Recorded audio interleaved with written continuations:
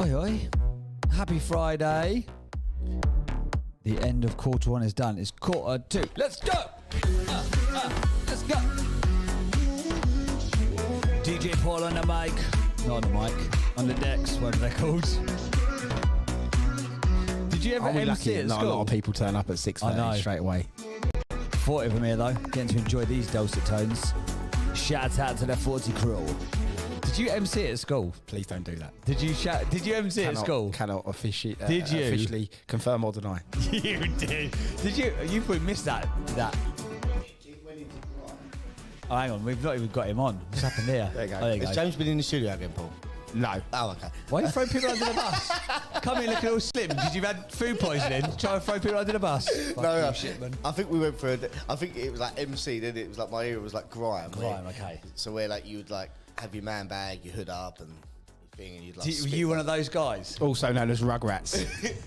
That's what they're called. Well, foot soldiers in our world. I saw a group of people like that walking down my local high street yesterday, and I stopped and said to my son, "See those three boys?" Don't ever. I said, "If you ever, firstly, dress like that, secondly, are acting like that, we're gonna have trouble. No, but Just take a picture." I think it was like wearing remember. tracksuits and then jeans that were a little bit lower than your bum. That's Oh, is that the the look? Voy. Who remembers Voy jeans? What was in your little man bag yeah. that used to go across your chest? Fags. Fags, £40 sovereign. £3 that £3 coins that I used to have to find in the bottom, a lighter. I used to work with some guys like 18 months ago, and they still had little man bags. I've got a friend, believe it or not, who's Still man bags. who's yeah? actually. I have to pick. No, he's away on holiday at the moment, so he's not going to listen to this. He's a lawyer, right? So he's not a sensible person, and I've seen him recently wearing a man bag across his It chest. went from man bags to wash bags. That's what it went to. Like, What, you just carry a wash bag? What, yeah, just it's like still out a with thing. you? It's still a thing. Yeah, but like Well, the black when you go cabbies to used to, black taxi drivers used to do that because then they needed to put all their cash in it. That's that was, right, yeah, That was yeah. like they used to have Yeah. a wash bag. No, it was all about. It's just. They were handy. Like if they made a decent one, because it was like someone. Let me, Like, hang on, let me get this straight. So you'd just be like going out with your pals, you take a wash bag with you. Because I've seen like obviously people do it in the gym. You take like a wash bag, and a lot of them like especially because where I train the no, but it would be Bromley it'd be, Town. It would be a Louis Vuitton one, but then you'd see the people on the street with them, and it was the far looking thing from what Louis Vuitton actually was. Like, but I just don't see it. Like, I get Louis the man bag. Vuitton from down the market. I Lewis. do get the man bag, like because it just holds everything. But I just wouldn't wear one because literally I have no in between. You've seen me what I look like in a tracksuit. Like, Yeah, you're either like going to court or going to jail. That's kind of your two different fashion styles, aren't they? and I've really. It's either a businessman or a rugrat. Yeah, There's no that's in it. between.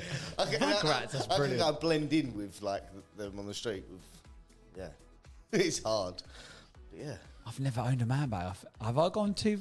I'm too old. No, for you're it not now, alone. I've never owned a man bag. We're too old for it now, though, aren't we? Well, you Oh, say it is. I have this debate with. So I go to football every single home game and some away games. for my football club. And don't. It's a painful time of the year because they're asking for renewals for next year's season tickets. What have they done with their prices? Is it gone like hiked like everything else? No, it's remained the same. Oh, is it? Frozen, yeah, from where I sit anyway. But the point is, So it's frozen at the top. That's there's what this they debate. say. What age does it become? Do you look silly if you're wearing a football kit, like a football top, Oh, When England's yeah, on. yeah, as an adult? goes out the window. yeah, standard. Like when England's playing. See, I don't think so. I've got a polo shirt with a little logo on. I've got Yeah, an but England you're- polo shirt as well. Yeah, but you're like kind of stylish, aren't you? Like I would chav it up. I'd have like face painting a lot. I'd be like, okay, good. Yeah, like I actually like to like. I'm like one of them people that go and find an old England top. Well, not an old one. Oh, you're a retro guy. I like well, the ones that I was growing up to, them Yeah. ones, and then it's like you can order them on like special places. And I think like The 1996 kit. That always comes back I was around. only doesn't it? two, So we didn't get an answer there. You too, age- 1996. we No, didn't. four, so We no, didn't get an Jesus answer. What age is acceptable to wear a football kit? I'd still wear one now. But only like say for England. Like I wouldn't go, hey Charlton. not for like going Tottenham. No, I wouldn't wear a Charlton shirt if I was you either. I really wouldn't do that. No, in general. That's a mascot at Charlton. Were you? That was unfortunate. Why did they put you through that? No, I was with West Ham. So okay. I was with West Ham. Oh, you're on the other side. Yeah, I was on the other Come side. out with like the little bubbles. Hey, we play bubbles. Shut up. Walked out holding Steve Lomas's hand. So I was the little kid. I was that little. That kid. was last Saturday. Steve Lomas is still The living. outcome is the only value we've given people for the first 9 minutes is do not wear a man. It's not acceptable as an adult to wear a man bag. Well, we haven't said that, have we? We haven't categorically. I think that. Here's a scary stat that I saw though. I saw it on someone's Instagram. Hang on, let me find it. Alex, what's he called? Alex Hormozy. Do you know that guy? Alex Hormozy. He's the guy who wrote 100 million deals. Hang on, that's not what it's called. You know the book, $100 million deals. No. Someone's saying it. Beijing. Alex Hormozy, that's the right. Yeah, right. Okay, here you go. Stop saying 50 is middle-aged. For US men, this is scary, right? Especially for me and you, because we're past it. For US men, you're fine. For US men, only 1 out of 16,566 of us will make it to 100. So the true male average lifespan is 75.1 years. Here's an unpopular consensus. When you're 37 years old, you are middle-aged. For half of us, halfway is less than 37. Stop delaying, you're going to die. So if the average age is like 75... Thanks for that. Cheers. So you're done half your life already? I'm done. Like, You're past half. I'm basically done. I've just taken that to be, I'm done. Paul's eyes are like, oh, shit. That's scary though, isn't it? That is proper scary. That woke me up this morning. I was like, I've got some work to do. He's not taking into account the medical advances that will mean we live longer, but He's flying over to see matey. he's gone on average. He's going to see Gary Brecker. Yeah, Paul's flying over to go get his cocktails. So don't buy a man bag, all right? There we go. So don't buy a man bag Or a regardless football of your age. Has anyone... they say that. But if you're super stylish, I think you could pull it off. Like I reckon a beiju could pull it off. I reckon a beiju in Dubai could pull off a man bag. I do take man bags when I go on holiday. Holiday bags. Beiju, have you got a man bag? Have I got a man bag? I think I have, but I've never... It's sort of a bit glorified toiletry bag, I think it is. I'm not sure what it is. Glorified wash bag. Sharon's not here, but if Sharon was here, she's the queen of branded photos. So if we could, I would like to prove Paul wrong that you can wear a man bag at any age. Can you get Sharon to take a photo of you with a man bag and pull it off? Ideally before some sort of like keynote. So that's what I'd like to see. I'd like to see you in a corporate environment, dressed down with a man bag. We will do it. 100%. And without a Tottenham shirt though. Would you think it's acceptable for us to wear a football kit? No. No, I'm with you. I've seen people where I sit in the night. What about a final or a cup? No, I've seen people wearing the football kit with a blazer over the top. I've never worn a football kit from a casual, like from a fashion, when I played football in the school, but I've never worn like a shirt like that. Never. I thought Beige was going to drop some bombs there. Like only when I had England trials did I wear a kit. What? Hang on a second. How did you slide that in there? I've seen someone in the wear football kits, like a football kit, and then a blazer over the top of it. Yeah, that's no good, is it? That's not a good look. No good. But then you do at football, you do get, those, regardless of age, like that sort of person that will either like wear their shirt or they'll just wear no shirt. Like them ones. They don't care what age they are, do they? Or they've got like sweatshirts underneath, then they put the football shirt on top. On top, yeah, for the cold ones. These lot are not daft, are they? These lot are not daft. I don't get that either. The taking your shirt off part at football.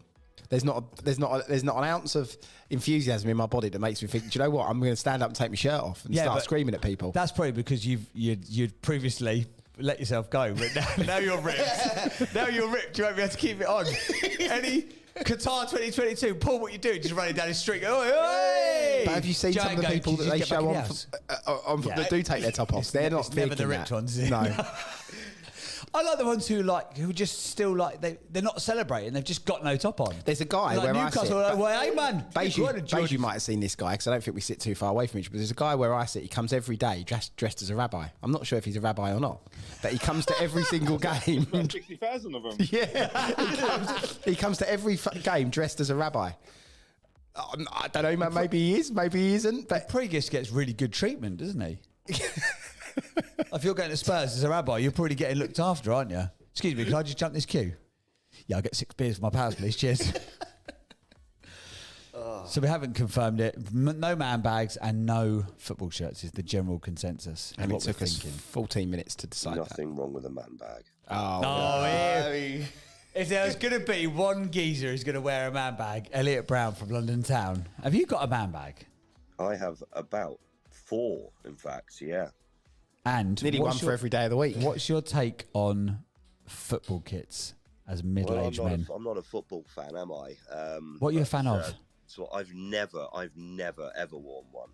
So no, I think it's all right for kids to wear them and up to a certain age, but people of all ages wear them, don't they, when they go to the matches? But yeah, it's not for me. But I'm definitely up for a man bag. In fact, I quite even like the bum bag across the chest thing. That's quite new, isn't it?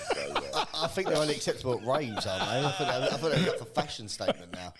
Oh, they're built for utility rather than fashion. But the football kit thing, though, like your kids, when they go as if they're playing, don't they? Like they wear they're the socks. ready for a match.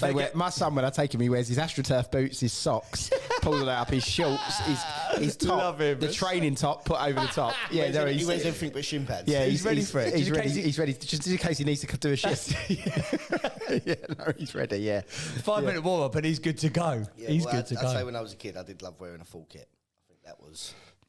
Yeah, I did actually, to be fair. Bless them as well. They stand up and scream at the players and wave at them, like as if. And then when the player turns around and looks, they're like, "Look, he saw me." Yeah. He heard me shout in these thousands of people. I still get that like that. That's just going for lunch. Well, good morning, everybody. I don't think we said good morning, did we? It is Breakfast with Winners. This is the Winners Club. If you haven't yet done so, because I see we've got a few newbies in the room. I can see we've got K-Cobe. I can see that I'm looking down at the... No, I was about to say tell everyone we're live on camera, but that message didn't come across with me just pointing, did it? No, I thought you just pointed at Ashley's head. I was like, what is Ashley doing? I don't know. Ashley, by the way, we're on live on the live stream today. You can watch if you want. And we're not sponsored by Costa Coffee, if anybody thinks that. Because occasionally, every day, there's a Costa Coffee cup in the background. It's always Ashley's. But if you want to see new Streamline Ashley, I mean, Paul's been chipping away at the weight. Ashley's gone extreme and just got himself food poisoning. And he's just slendered down in a week. If you'd like to see how if you've ever looked at Ashley and thought, you know what, how handsome would he be with a little bit of a fake suntan and that fresh haircut and half a stone lighter, just go online right now and you can see all of those things combined right now. Click onto the little link at the top of the room and you can watch as well as listen to this audio gold, having talked about man bags for 14 minutes. But we've actually got a very good show today. So about 7:30. We've got two guests on today. So 7:30 we've got Paul Nash. Now Paul Nash is a guy who has done many things in his life. He was a bouncer, I believe, back in the day, and a bodyguard and all kinds of stuff like this. And he's now the founder of Things to Do In. So if you've ever looked up, like go on holiday, like Beige would have done last week, which looked epic on his trip, by the way. Things to do in Dubai, and he obviously came up with like eagle arm catching or whatever they call that thing in the desert. Looked epic. Eagle arm catching. Eagle arm catching. Eagle arm catching. Do you know that Dubai sport? They've got the football kits on. They've got kits and everything. They wear little man bags. No, I see Sharon surfing down the. It looked epic, didn't it? It was awesome. Have you been to Dubai, James? No, I've never been. I'm sure Paul has. Yeah, Paul's there many times. Yeah. It was unbelievable. It's very clean, very safe, not very busy. Obviously, got the sun there. Customer service is off the hook. So it was great. It was just awesome. Really good. Give it a month, you wouldn't want to be there. The amount of heat starts to go up. Jesus Christ. This is about the perfect time to go in a month's time. You're like, what's it go up to, like 50 or something? Yeah. That's why they all come over, don't they? You get all the supercar boys turn up from Dubai. I made the mistake of having to stop there in August once. Right. And I was on my way to seriously I was on the way to the Far East to Hong Kong, and I stopped there for a couple of days. You did not want to leave the air conditioning. Really? It was unbearable. Oh, really? Yeah. That's like July and August. August is the worst, but it's July, August. Yeah. I've never been there, but they say there's like aircon in the street in some places, just outside the building. So as you're walking along, mist sometimes, like really cold mist. Oh yeah. Just because it's so hot. And you got the supercars that just get left on London streets and they all fly back. That's right, yeah. They put in a rule, didn't they, a couple of years ago, that you weren't allowed to rev your supercar. Do you remember that? Around like Berkeley Square. When I was never had that problem. when I worked when I worked in London, one year there was like gold cars, like it was just That's right. Gold, Yeah. and they got impounded. Yes. And they never got collected.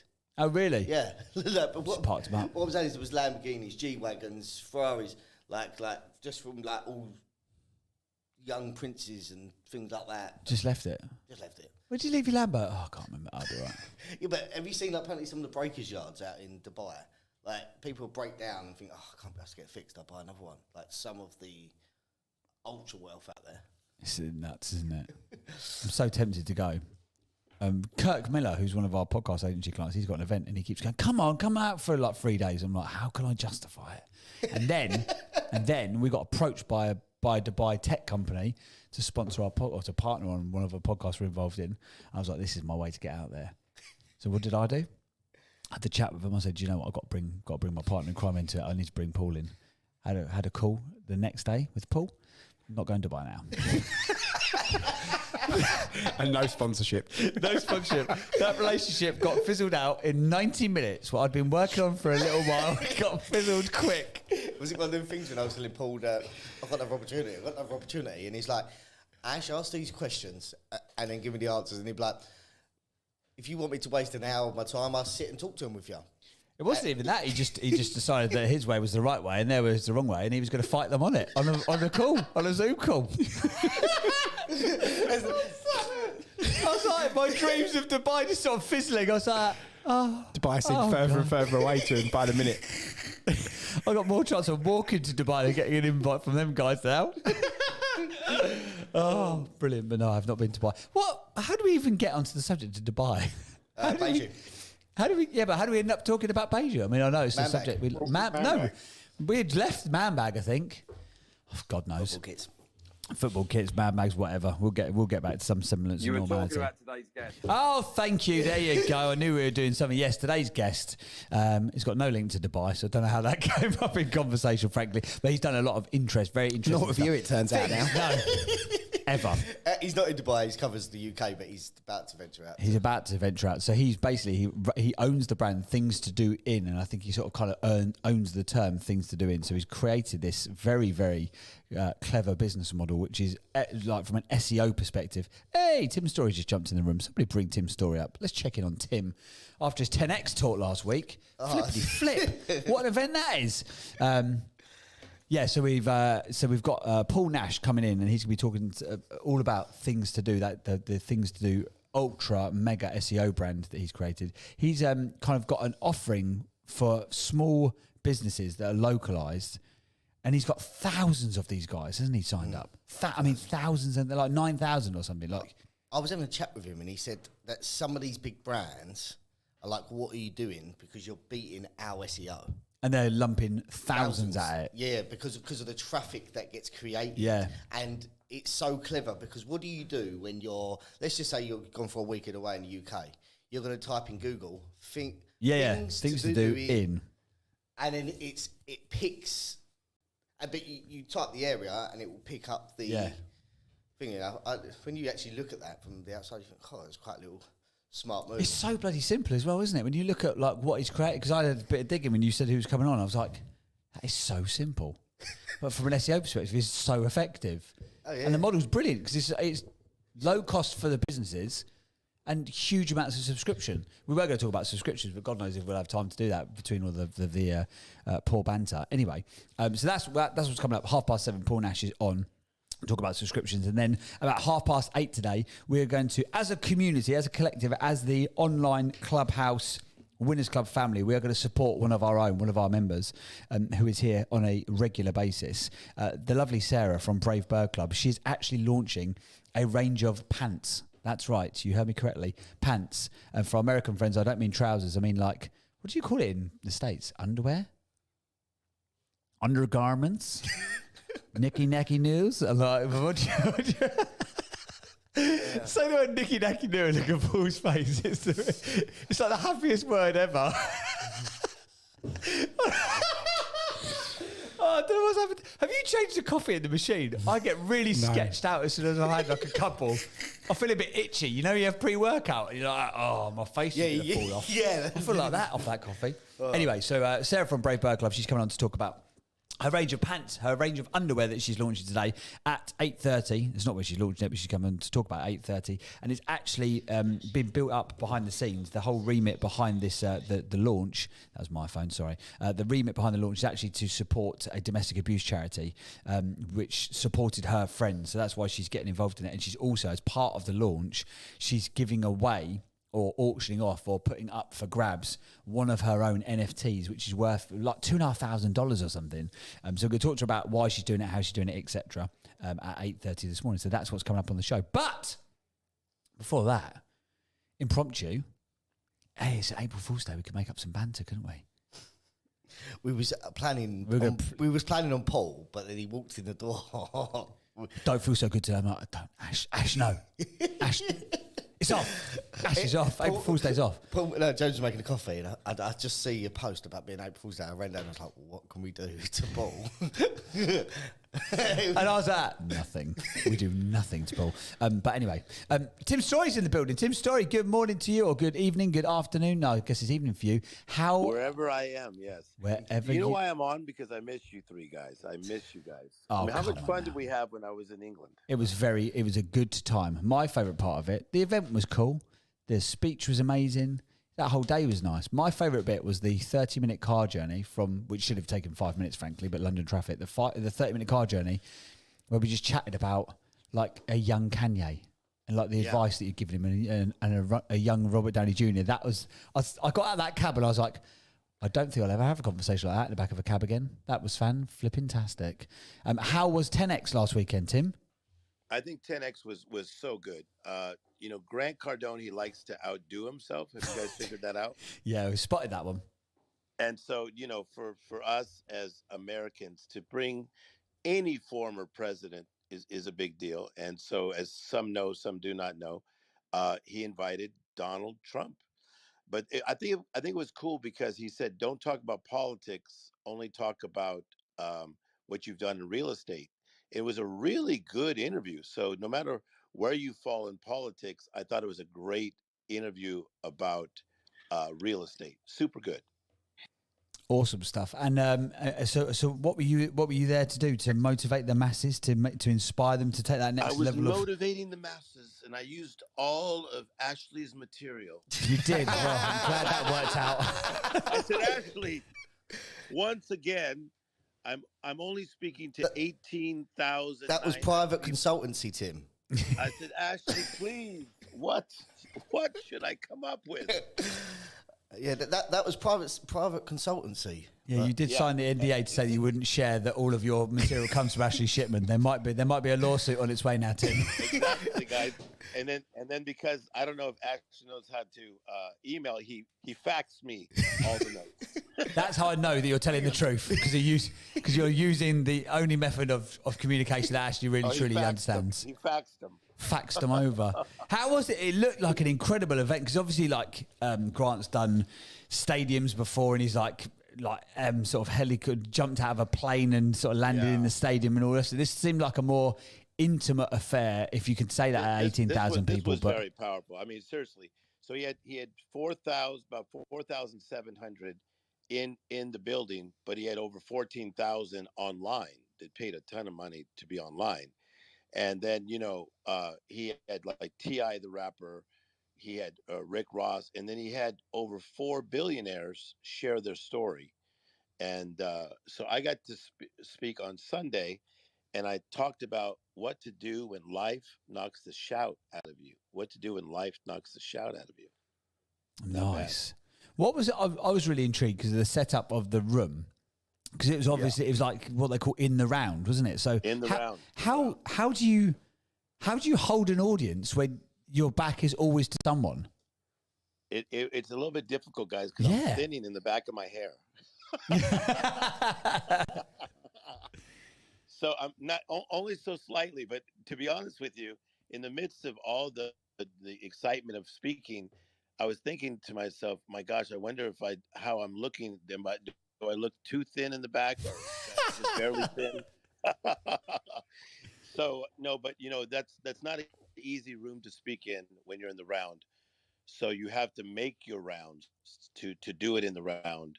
But I'm not always on my game, but I was on my game that particular day. Yeah, I saw a lot of love on all of the social platforms about 10X. 10X was obviously like trending in lots of places, but I saw a lot of people be like, "Oh my God, who's this guy?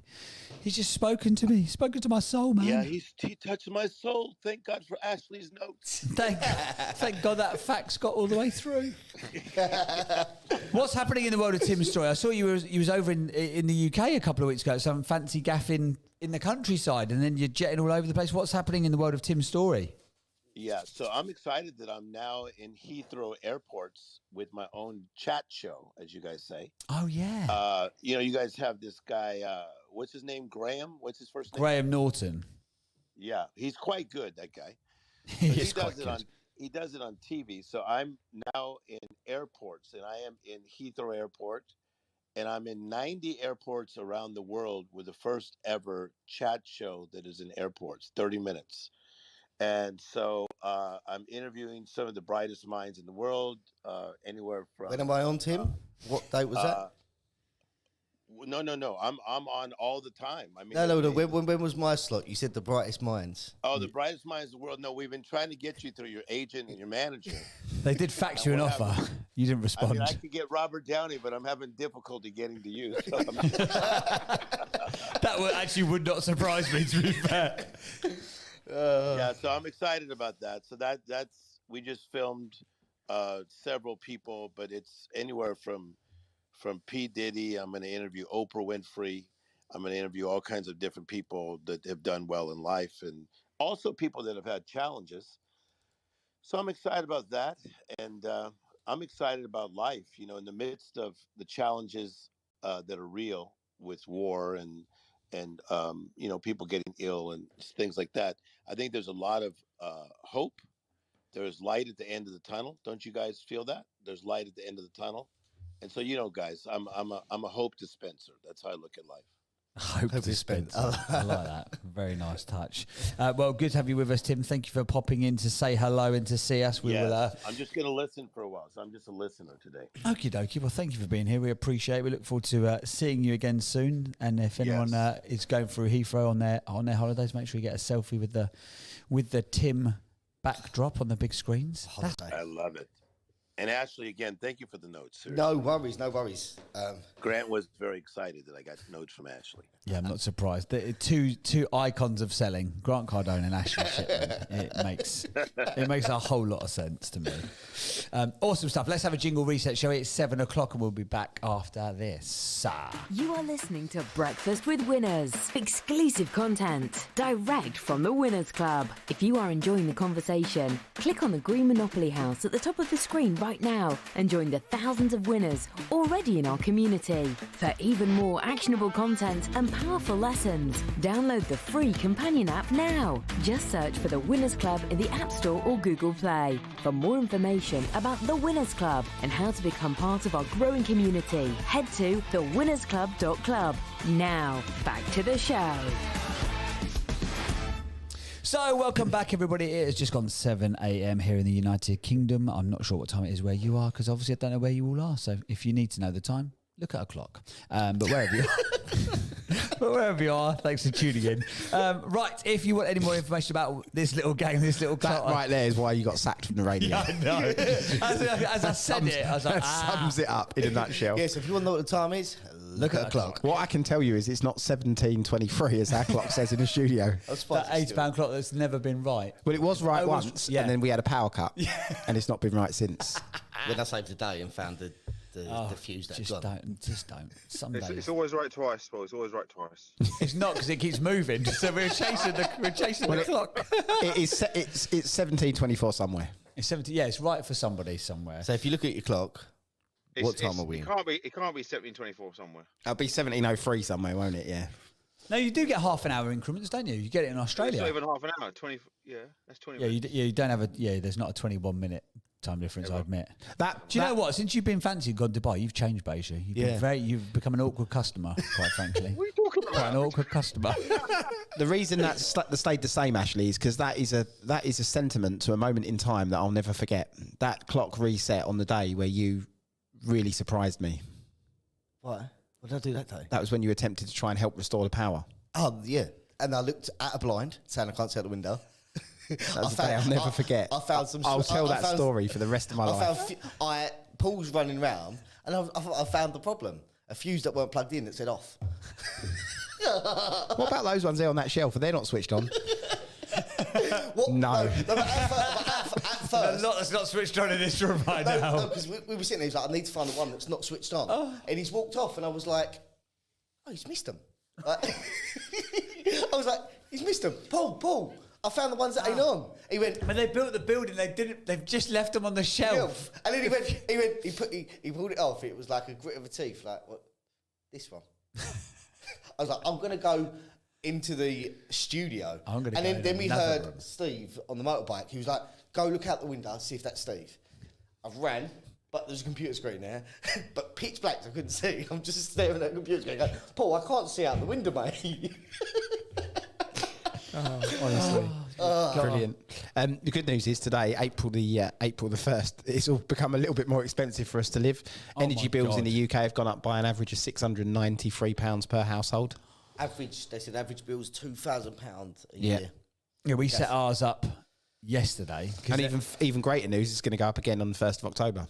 Yeah, there we go. This is it, that Martin Lewis, the money expert guy. He was quoted as saying this week. He went, I actually don't know what to tell you.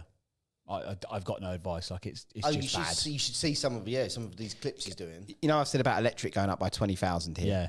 Gas went up by 12,000 as well a year. So we're at £32,000 operating costs more a year at this moment in time. If there's anything that's going to have a ripple effect, it's gas and electric. Yeah. It ripples everything. Yeah. Because you got to think about these small businesses that don't have massive profit. Well, it's not that. It's if people are living month to month, so to speak, and now you're an extra £100 a month for electricity, it's the smaller stuff that we don't realise is going to get hit. So takeaways, restaurants, people that would normally go out won't go out. They'll have to make the active decision to stay indoors. So it's the hospitality sector that will get hit again as a knock-on effect to what's been going on, because people have. But if the price increases continue, people that will actively have to make a decision about what they do or don't do. Like I know it's not a household, but here in commercial terms, we've got to find £32,000 a year. I can't put that through directly to all of the tenants because we would have no tenants left. Yeah. So stuff's got to be cut, readjusted, restructured. It's a lot of those costs are going to have to come down. I've got. So who's it? Me or James? Just getting the cut. I'm going to start charging you for your car parking spaces. Then I'm going to start charging you for every time you go out for a cigarette. There should be like £1 per cigarette or something like that. You'll be making about 20 quid a show. If you charge him for all the keys and stuff he loses, you could just that would be another. If you do 500 quid a bunch of keys, but you've actually got a point there because we've got penalties. So stuff that's in our contracts that we've never ever done is, for instance, interest. So interest can be applied at 2% above base rate from the day after the invoice is due within our contract. Per day, yeah. Most people have probably got that, but whoever applies it, well, now I'm going to have to. Like it's just we want. What was that? Sorry. 2% interest on late payments per day above Bank of England base rate the day after the invoice is due, because people are supposed to pay their rent in advance on the 1st of the month for the month preceding. So we're going to have to do that. Loss of keys, like in the contracts, like 55 quid if somebody loses their key. Well, that happens all the time. And as a gesture of goodwill, we just simply give them another key. It's all of those little bits we're going to have to start charging for. When I had an office with Marnie Holly, she actually made the replacement of keys so expensive due to the fact of just please look after it. Like it wasn't the cost that she would charge me if I lost a key was extortionate. It wasn't the cost, it was the inconvenience she used to charge me. And it was like, so it's like I say though, those little things you're going to have to now do though, but then that rubs up the tenant the wrong way. So actually then an element of like goodwill and brand sort of loyalty you kind of lose, don't you? But unfortunately, like I say, you've got to make 32 grand up out of no for no. But that's now. It could go up again in October. Of course, yeah. Could change in October. So that's based on current rates.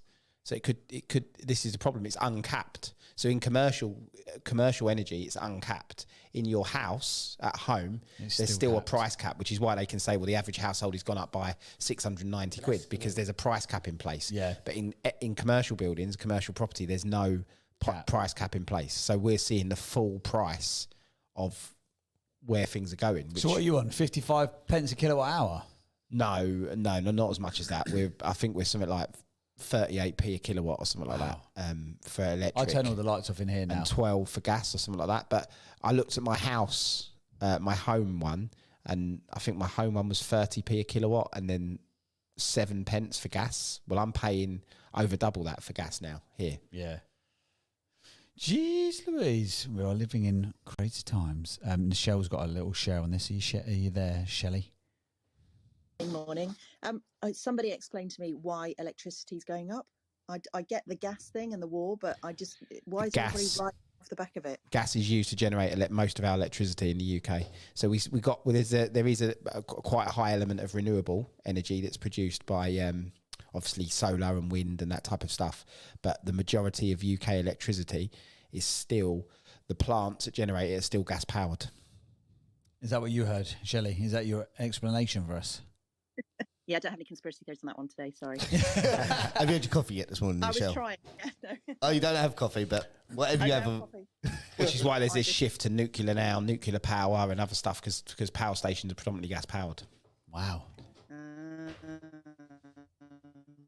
If anyone ever needs to make money, for about a year, I was just sitting and watching this membership, and I put 300 quid in, and I'm making 500 quid a month now, and that is all going straight to bills and extra hikes in fuel, and it's just incredible how much more fuel is, and the whole electricity stuff, and it's mad. It's going to start crippling people. We talked yesterday about choices between putting food on the table and stuff, and this is going to really start crippling families, but it's insane. Yeah, I heard someone. And I just think, people power, we should all start resisting. So someone was saying on the TV yesterday, with the increase of like the cost of the average basket of shopping, it's going to become a question not of like how much everyone's going to stop complaining about how much the shopping is, and it's going to be a case of you actually can't afford to cook the food because of the price of the gas. For a lot of, we were saying this before we came on this morning, we were setting all of ours up because we moved house. I don't know if I told you, we moved house. You might notice I was missing for about 3 weeks, and our direct debit, we had to set it up last night because everyone's like, right, take a photo of your bills or else they'll bill you for the new amount for the whole period or whatever. So we took photos of the meters and that, set it up, and Hayley was like, oh, which tariff do we want to go on? And I was like, well, the cheapest one, I guess. I don't know. Like, she was like, oh yeah, but it's set. I said, but it's look at the price of the kilowatt hour, not the amount you're paying, because that's kind of not irrelevant, but it's less relevant. And she's like, okay, we'll go on that one. And she was like, oh, I've just set up the direct debit. Is it £390? £390. I was like, for gas and electricity. Yeah, like dual fuel. Yeah, and I was like, that was back in the day. It was like 150 quid, and you were always like owed money in the summertime. By the time it came around to summer, they're like, oh, we owe you a rebate of like 300 quid. I'm like, we'll leave it on your account so that you carry. Yeah. Would you like us to roll it forward? It should go back there because the reason the reason for the increase is solely geopolitical. So it's not something that can't be reversed.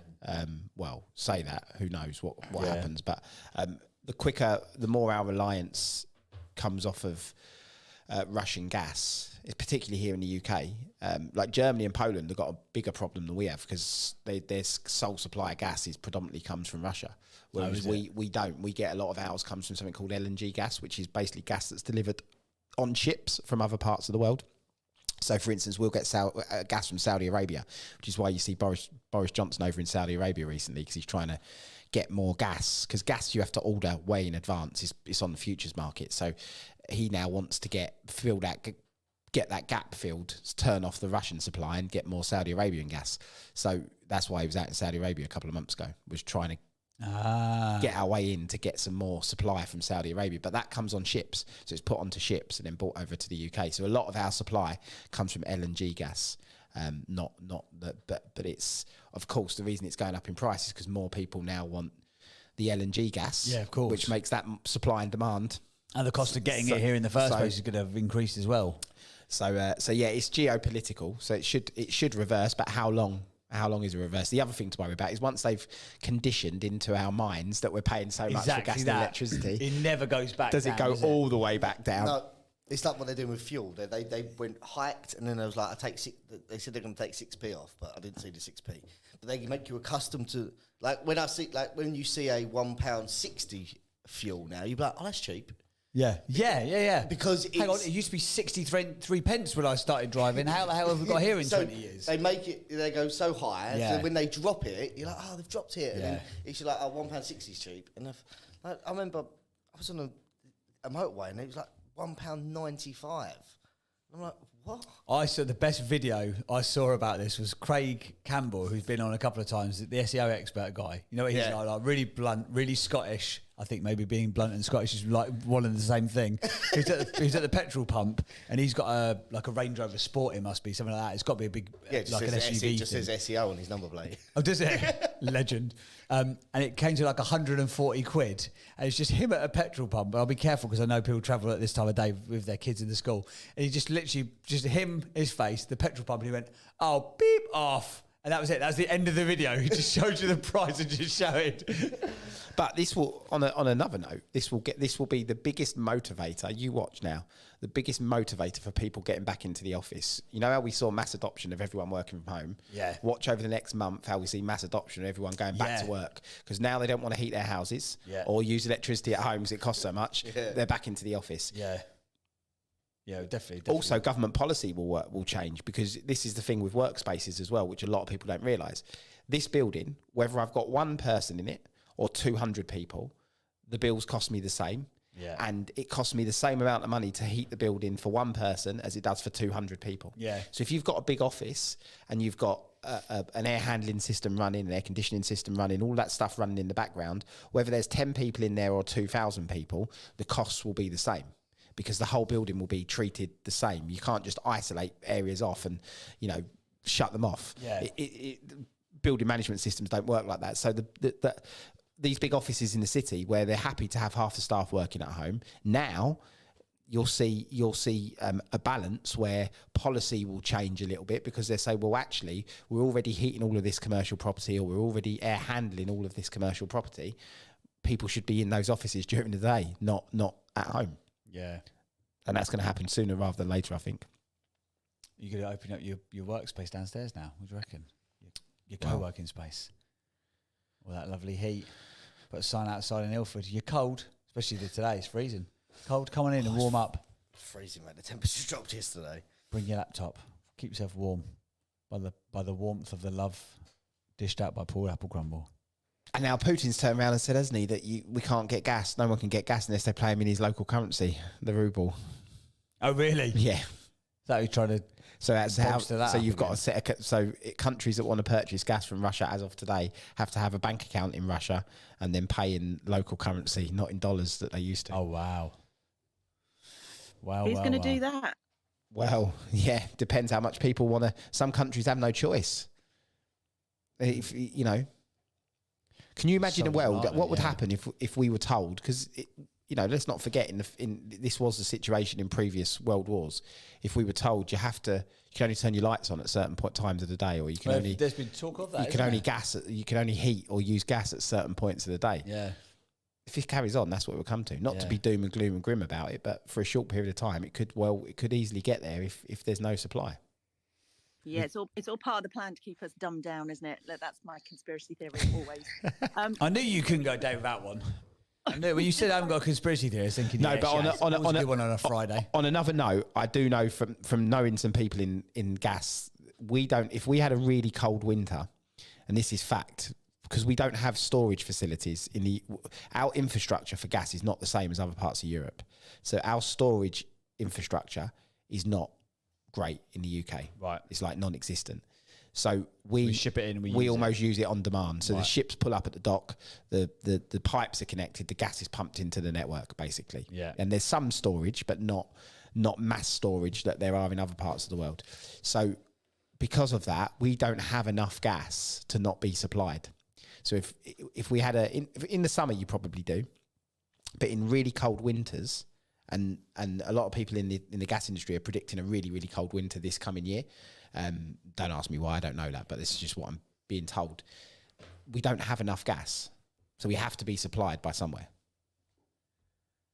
So it's not like we just cannot have a supply from somewhere. And this is this is what Putin has in his back pocket is we have to be supplied. Nobody stores enough gas to be self-sufficient. So you either stop using it or you get it from somewhere. Well, with every challenge comes an equal or greater opportunity, and maybe this is the time when where the green energy really comes to the fore. Shipman smirking. Can't get green gas though, can you? That's the problem. Do we need to be using gas though in this day and age? Really, should a boiler in your home really be firing from gas? Well, no, but the gas is still a lot cheaper. Gas was still and is still. If you look at the cost of gas per kilowatt, compared to the cost of electricity per kilowatt, gas is still cheaper. What about the cost of the planet, though, Paul? That's what I'm saying. We watched that David That's Attenborough the ultimate thing. cost. We watched that David Attenborough thing. I think it was a while ago on Netflix, showing that like if we carry on the way we're going. I've not seen that. No, I heard it was great though. To be fair, Like, yeah, we ain't got long left if we carry on. Apparently, yeah. Who knows? Guys, there's links on Ofgem that say if people are struggling with their energy bills, this was sort of Martin Lewis's tip, was that there are grants and packages apparently put aside, you know, all that money that the government have profited from PPE that's sitting in a bank somewhere. They're all going to be okay with their paying their gas bills. But there are grants and packages that they put together for people who say that they can't afford. So if anybody is struggling, it's worth just kind of, you know, having the conversation and investigating that. But, you know, I would be grabbing it wherever you can because they do. They do. I'd like to live in a world where Nash was in charge of the country. Can you imagine that? You'd be doing like yoga breathing in the morning. Everyone would have to go in an ice bath by default. Conspiracy meetings. Just have to be, I'd love to see a meeting between Nash and a high-ranking politician. That would be really entertaining. That would be a tear up, wouldn't it? Shit, we go full force. Don't worry, we're back here. Let me at them.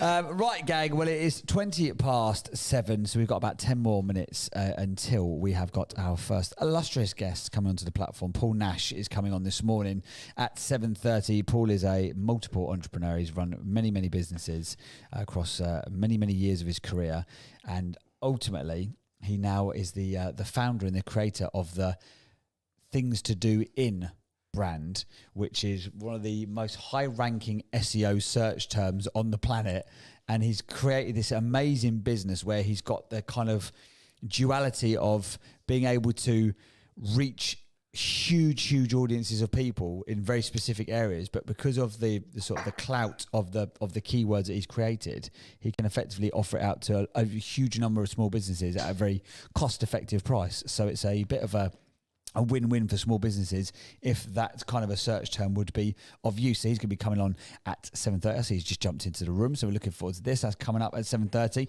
Subscription model. I think that's one of the things that we'll be talking very heavily to him about, because I think the subscription model that he's built within the business is very, very smart and very, very effective. Would this be classed as this building? Would this be classed as a subscription? Kind of. Services membership, they do say that. Yeah, because like WeWork sort of class it as like a subscription, don't they? They're kind of pitching it like that. Well, so why the background why they're classed as that is because it comes down to sublet. So if you look at WeWork or any workspace, so we lease this building on a long-term basis. Yeah. So then we have sublet clauses. But if you was to give somebody a lease, sometimes buildings don't allow for you to give somebody a lease as a sublet. Right. So it wouldn't, you couldn't just release a space out to somebody on a traditional covenant or traditional lease. So that's why so then this thing, the license comes into it, which is effectively just a membership agreement, which is you basically say to somebody, you're allowed to use that space for that period of time if you pay this money on time. Basically, so we call it a membership fee. So whenever we invoice for a membership fee as opposed to it doesn't get called rent. But that's because of the way the business model has to work. You can't charge somebody rent if there's no lease, and we can't give somebody a lease. We give them a license, whereas their conditions under the license, it's easy for us to revoke the license at any time and basically say to somebody that you have to leave now. Whereas under a traditional lease, you can't do that. Yeah, they're protected to some extent, and they could also leave that agreement quicker as well than you would be with like a standard tenancy agreement. Yeah, although it's all geared in our favour completely. So I try and throw you a bone. I try and throw you a bone. I would. Like Nichelle's like looking for a fight with any underhand big corporates. I'm thinking I'm just trying to back you here, and it's all geared enough. Nichelle, point of view, please.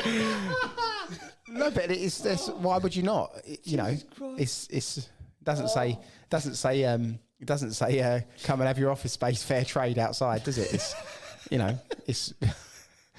let's be honest, it's a commercial enterprise. Somebody fair trade in here is the coffee. Somebody spent £1 million to refurb the bloody place. So that's to be paid for, doesn't it? That's it's commercial reality. You should go down that route with your advertising board outside. If you open up your warm-hearted. It's lucky my local tenants of Ilford don't listen to us here. But no, listen. You're right. They have got shorter notice periods than they would do. They have an easy one month in, 1 month out. So they basically have a month's deposit and then a month's notice to leave. So that's better than they would get anywhere else. But actually, it's irrelevant because nobody does. If you create the license terms and the lease terms, how people can leave and when they leave is only works or is only beneficial if they actually want to leave. If you're creating a great environment for them and you're allowing them to grow within, which is the idea of sort of co-working in a serviced office, that they can grow within the space. We don't have anybody that leaves. Yeah. So it's irrelevant what the terms are. All the terms are is a sales tactic to get them in. You favourable, easy in, easy out. That's one of the marketing lines. But the reason, if they don't leave, they never have to enforce a notice period. And in 7 years, coming up to 7 years of being here, we've evicted one person, and we've had 2 tenants ever leave. That's it in 7 years. Everybody else, really, is just still here. Wow. In spite of Paul, we're going to ruin his stats probably because when he evicts us too, he'll be like. No, but we're not classed as tenants. We are squatters. Squatters, yeah. We're unwelcome squatters. Actually, you probably get more rights under squatters' rights than the people do under a license. Oh God. Paul's playing a game today called "Dig Yourself a Gigantic Hole." Right, we're going to be discussing subscriptions and many other things at about 7:30 because our guest Paul Nash is in the building. I'm really interested to hear about his backstory. Do you know, like a Wing Chun Kung Fu, like ninja, for like 20 odd years? It's gonna be interesting. I trained in with Kung Fu for like 18 months. I loved it. Got battered every Wednesday. It's fantastic. Yeah, but it's all about getting battered, I think. I don't think that's the whole methodology of Wing Chun. Do you know it was banned? Kung Fu and karate was banned in China. So that's why it looks, when you practice it looks like a dance. Like Tai Chi is actually a form of martial arts, but they had to make it look like a dance because you weren't allowed to learn to defend yourself in the early days of China. True story. Well, so you weren't allowed to learn to defend yourself? Yeah. Because they knew that it could be used against the sort of the powers that be. So they had to, Tai Chi is actually, if you look at it, it's all actually self-defense moves. It's all martial arts moves, but it looks like it's done very slowly to look like a dance, but actually you're learning defensive skills. There you go. There's some information that you didn't want, frankly. Anyway, guys, we're going to have a quick reset of the room before we kick off. So we've, listened to the fancy jingle lady and she'll tell you what to do. Cheers for coming. You are listening to Breakfast with Winners. Exclusive content direct from the Winners Club. If you are enjoying the conversation, click on the green Monopoly house at the top of the screen right now and join the thousands of winners already in our community. For even more actionable content and powerful lessons, download the free companion app now. Just search for the Winners Club in the App Store or Google Play. For more information about the Winners Club and how to become part of our growing community, head to thewinnersclub.club. Now, back to the show. So back to the show indeed. Hello gang, we are with you live from the studio in East London this morning. This is the Winners Club, this is Breakfast with Winners, and as the fancy jingle lady said, please do us a favour, go and click onto the little green Monopoly house right now and join 40,400 other members of the Winners Club community. We're definitely 1000% going to be doing some members only rooms in the next couple of weeks. We've got some very exciting Web3 NFT based conversations to have with you guys. And we will only be doing that within the members area. So you need to become a member to hear those conversations. So click on the little green Monopoly house, click onto the membership, or click. What does it even look like now, that little button thing? What do you have to do? What does it say? It says become a member. Oh, no, you can add members. Don't worry, guys. I've got your back, so I'm just going to add you all. If you like it or not, I'm going to chuck you Just in before we start, Alison Coates has sent me a message, a regular here in the Winners Club. She's put, we have rolling power outages called load shedding here in SA. So I'm guessing SA, South Africa. Yeah. Anything from 2 to 6 hours per 12-hour cycle. That's right, yeah. Wow. And you've got like no choice. I've been in South Africa when they do it. They literally like everything just goes off. What, every day? Yeah. Yeah, in certain countries, in certain parts of the country, yeah. Yeah, so like between when I've been there, they did it, it's 4 hours. So like everything goes off. So you got like no Wi-Fi, no nothing. Do you know what though? To some extent, that wouldn't be a bad thing. It was really, especially really for nice. family time. Yeah. It would make you interact and communicate with each other. Yeah, so normally I think they try and do it by and large like in the daytime, so you wouldn't be too. And a lot of them have got like generators on site. A lot of because it's like a vast country, they have like backup generators that they could use. But yeah, we were there for we were doing a trip with a charity, and they did it. It was the first time, and it was like late afternoon. I think it was like 2 till 6, and they were like we were staying in these like lodges, and they said, "Oh, we're really sorry, we've got to turn the power off. There's going to be load sharing." I was like, okay, what does that mean? They said, well, just you have no power, but I'm really sorry we have no Wi-Fi, no nothing. You get like, what about TV for the kids and things like that? I love that the first thing that you think about is the TV for the kids. The TV goes off as well, unless you've got a solar-powered TV. You would have to talk to your kids, Ashley, for that. Those 6 hours. iPad or something like that. I'm not there in the daytime, so. It's actually really nice, to be fair. It was. The power goes out in India. When nothing to do with that, it's infrastructure. I didn't hear that, Basri. I'm in the gym. Sorry, mate. You can't hear me? No, you're very distant. No, we can hear you in the gym. It's all right. It's proof of work, I think they call that in the Web3 world, isn't it? Proof of work. That's what Beiju's doing there. Yeah, it was actually though. Do you know what? We did it we had it for a couple of days on the boat. It's really nice. Okay, it's really like you actually because you have to switch off. Like, I think your mobile still works or whatever. I was like, but do you know what? As an opportunity to just like do nothing, I was like, this is really cool. I think I went for a run. I went to the swimming pool, which was freezing cold, even though ironically it was in Africa, and just like sat for a bit. What are you lot? I was trying to work out where the new camera view was. Was there a new one? Oh, it's over there. Oh, we're fancy, aren't we? Guys, we are live on YouTube and all other places as well. If you'd like to watch, click onto the little link at the top of the room. Also, if you are new to this community, click onto the link at the top of the room, and then you can find out more information about everything that we're doing. Yeah, I'll have a coffee. Thanks, mate. Cheers. I was wondering who's going to offer. Right, but we are... grateful to be joined this morning by the fantastic Paul Nash. Now, Ashley Shipman, who is in charge of all guest booking, he's like, "Hey, what do you reckon of this? What do you reckon of this guy?" And I looked at his bio. I was like, "This guy's interesting. He's done some stuff over the years." Paul Nash, are you there, my friend? I am. Hi, guys.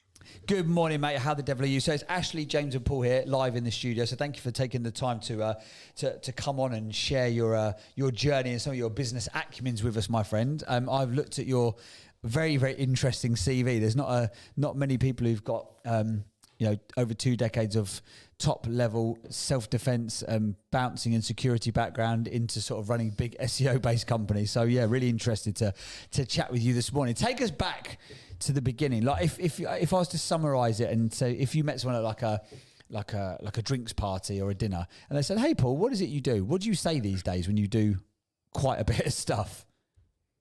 Yeah, it's hard to say because I do actually do a lot of stuff, as you can see. Like I do a lot of film work, so I'm always doing films, teaching martial arts, opening a Martello tower on Clacton Seafront, which I'm really excited about because that's the only Martello tower in the world with a fully enclosed moat, which I used to have as a zoo.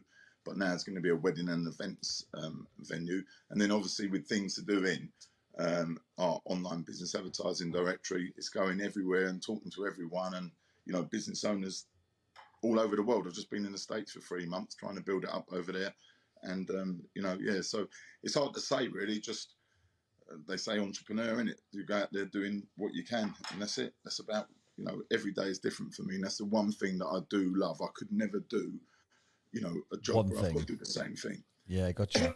What is it? What is a Martello? I'm actually very glamorous. I'm going to go for a week away at the coast. I'm going today, actually. I'm going to Walton on the Naze. So I'm going to be down your neck of the woods literally this afternoon. And I'll be down in Clacton Seafront for sure, getting the old hot donuts and all that good stuff, going down the pier, soft play. If I can stick them in soft play for 5 hours, I'm happy.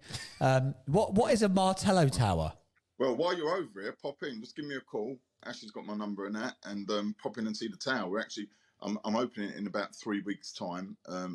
But it's a Martello Tower. They were built to defend the country against Napoleon invading, like the French coming to the UK. So they built these massive Martello towers. They're like castles, all small castles, all around the coast. But my one happens to be the only one with a fully enclosed moat and a drawbridge.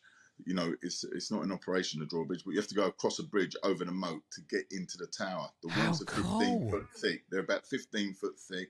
It's the best place to watch the air show because you're up really high. But all the grounds are completely private. So I want to be letting this for celebrity weddings. A lot of people from America to come over and have only small weddings. It's not a massive place, but it's got a beautiful moat, a dry moat, by the way, because when you say moat, everyone thinks about water. It's a dry moat, and that's where the animals used to be when we had the zoo there. So, but if you get a chance, pop in, you're in Clacton, give me a call. I'm actually there this afternoon, and I'm using it as my office at the moment.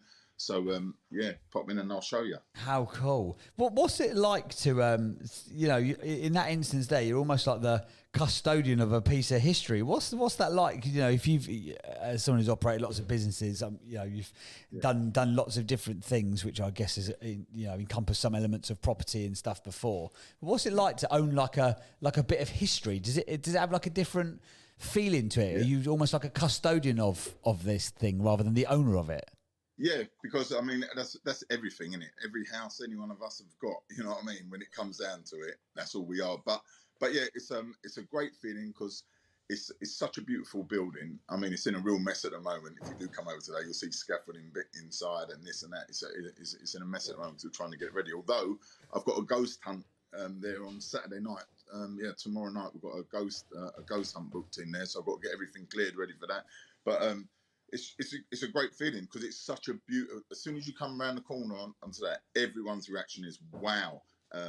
We just never knew this was here, and it's just such a unusual, beautiful building. I also use it for film locations. We've done 3 films there in the last, in the last 4 or 5 months, and but it's 3 floors, so you can go up to the top. You've got beautiful views from the top. I'm actually going to put a big glass dome on the top. There's a Martello Tower Y.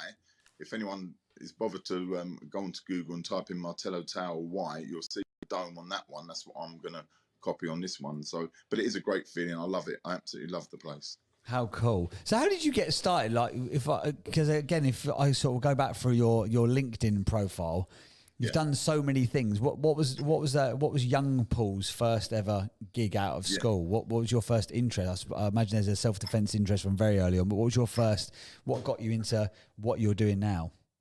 Do you know, it's a hard thing because I actually worked for Haringey Council for years. I was just doing the same thing, every day. I was in the special duties crew, and that was like when people were, if they'd died, the place had to be cleared out, or if they'd been put in prison, we had to take their stuff and do that. So I've done that for quite a few years, but I got into door work. I've done 22 years in Tottenham, all around different clubs around there. I ended up becoming a bodyguard. I started martial arts training. I was a bodyguard for a guy called Mr. Obadiah lived in Bishop's Avenue, very wealthy street in Hampstead.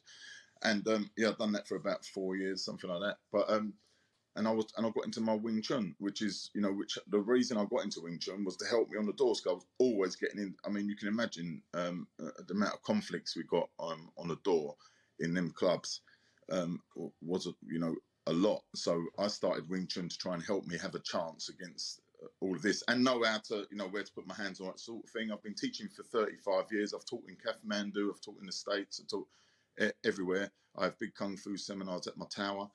And, I just teach the army, the police, storemen, nurses, anyone that needs some self-defense, is because Wing Chun's very close quarters, fighting. But the main thing I teach is awareness, number one, communication is number two, and fighting skill is number three, because, there's nothing better than talking your way out of it and being aware of what your surroundings to not get in the first place. So I'm really into the self-defense side rather than the action side.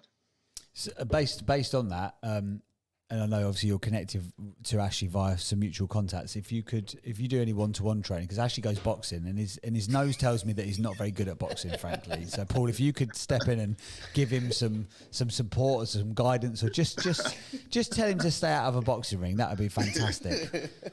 Yeah.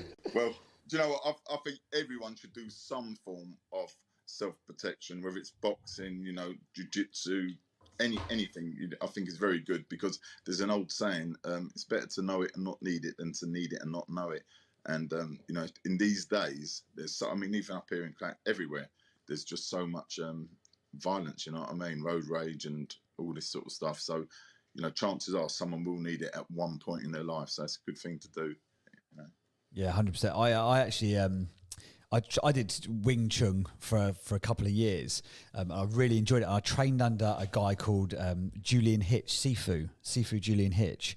And he was just like I'd never met anyone who was on that sort of like spiritual different level. And to exactly to your point, when it was sort of like, how often do you need to use it? And he's like, well, the idea is that you never have to use it. But you can if you... And he was like this real... You would never know.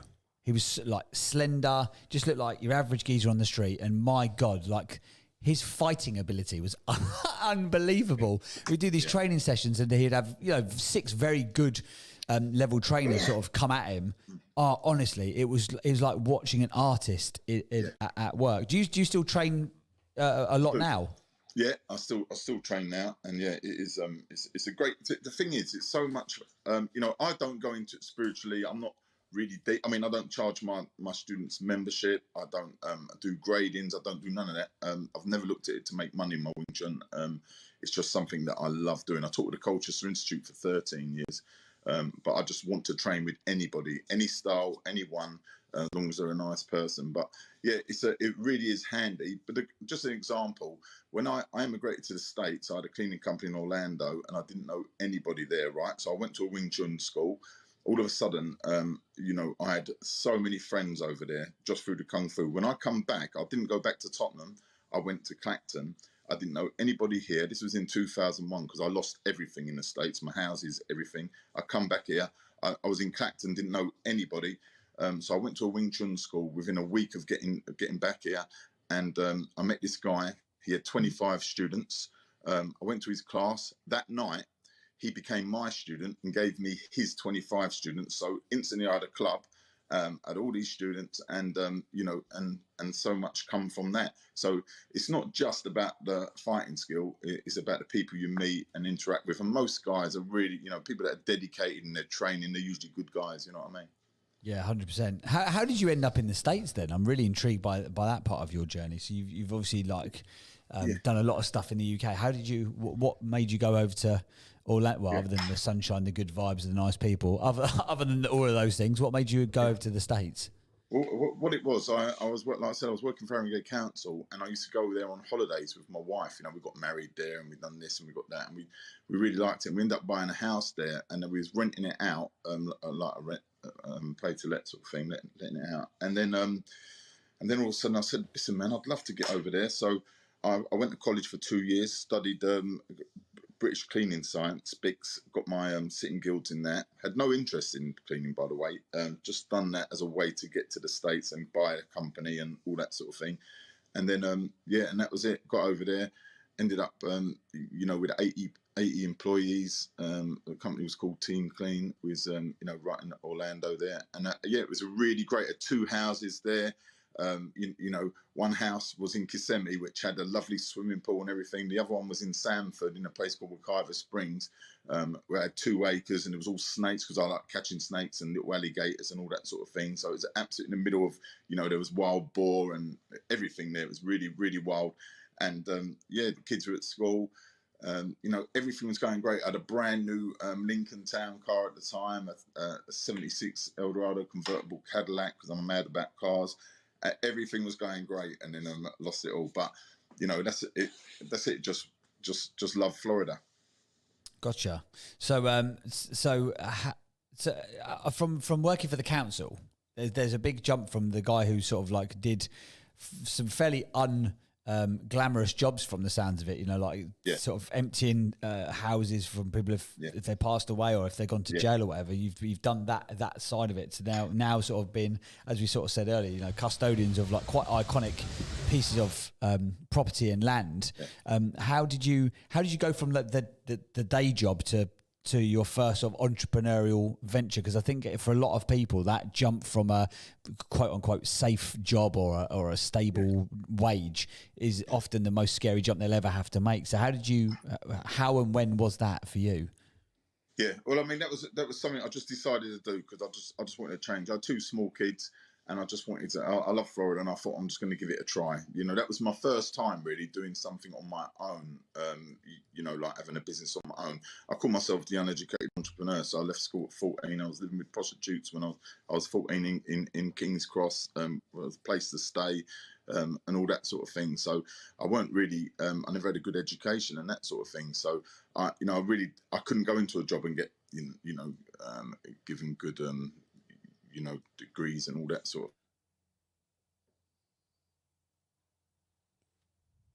of, got to have a change and all that sort of thing. Anyway, that was the way I decided. Went over there, done that. I'll just quickly tell you, lost in 2001. In 2001, I got a phone call because my cleaning company, 50% was for 50% was working for a company called Pulte Homes, which done all the show homes on all the sites around Orlando, and the other 50% was for the wealthy people in Orlando. Anyway, one day at 9 o'clock in the morning, remember my kids were at school, everything's going great.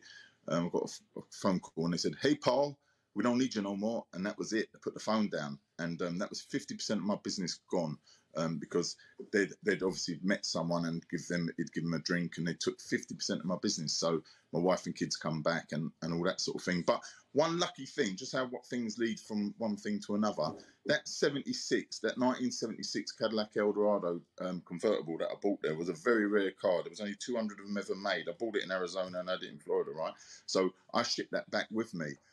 When we got back to the UK, I had no job, lost all my money, start again. But I had that car, and I come up with I got a company called American Dreams. So I started hiring that car out. So I'd done a website and everything, and then from hiring that car out, I ended up getting the grease lightning car. I had night riders. I had the mystery machine. I had about 3 Cadillacs, 59 Cadillacs, 60 Cadillacs, all that. And I started that company, American Dreams, and that went fantastic. And I was doing film work with Shania Twain, and I've done the last 4 jobs with David Hasselhoff with my Night Rider car and all these sort of things. I started getting right into the celebrity thing, and that just gave me a boost, and I built that up to be #1 nationwide for wedding cars, wedding car hire, film car hire, American car hire, whatever you put in. And I had a lovely little business going, and that got me back on the road from that car I bought back, thank God.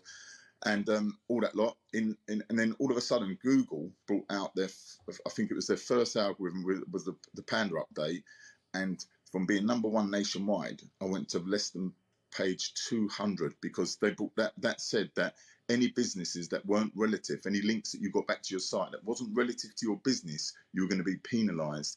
And I went to page 200 overnight. So did thousands of other business owners in the UK, which I think's bad because Google never give no warning. They just done it, boom.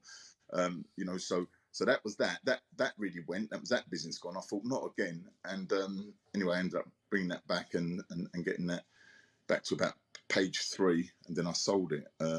What was left of it, not a lot, but that was good because that got me into film work. So I've, like you probably see, I've done films with Bruce Willis. I've just done a new Jackie Chan film with Pierce Brosnan.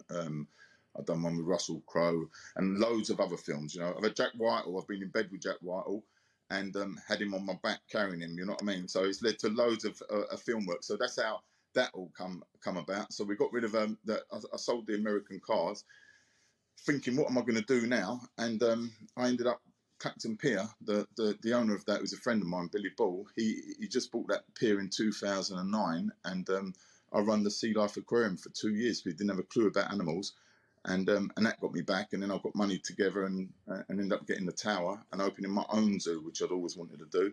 And so it all sort of come. Then I had my zoo, which we had for about 6 years. My wife got cancer. She had a double mastectomy. She was running the zoo with my son. But and then it sort of had to close down because she couldn't really run it. But the best thing, again, this is how luck goes, because of that. I've got to tell you this quick story. That because of that, in Florida with the cleaning company, right? When I took that company, I was contracted into advertising with a book over there called The Sprint, which was like equivalent of our Yellow Pages. And in 2.5 years or so, I never got one call from that.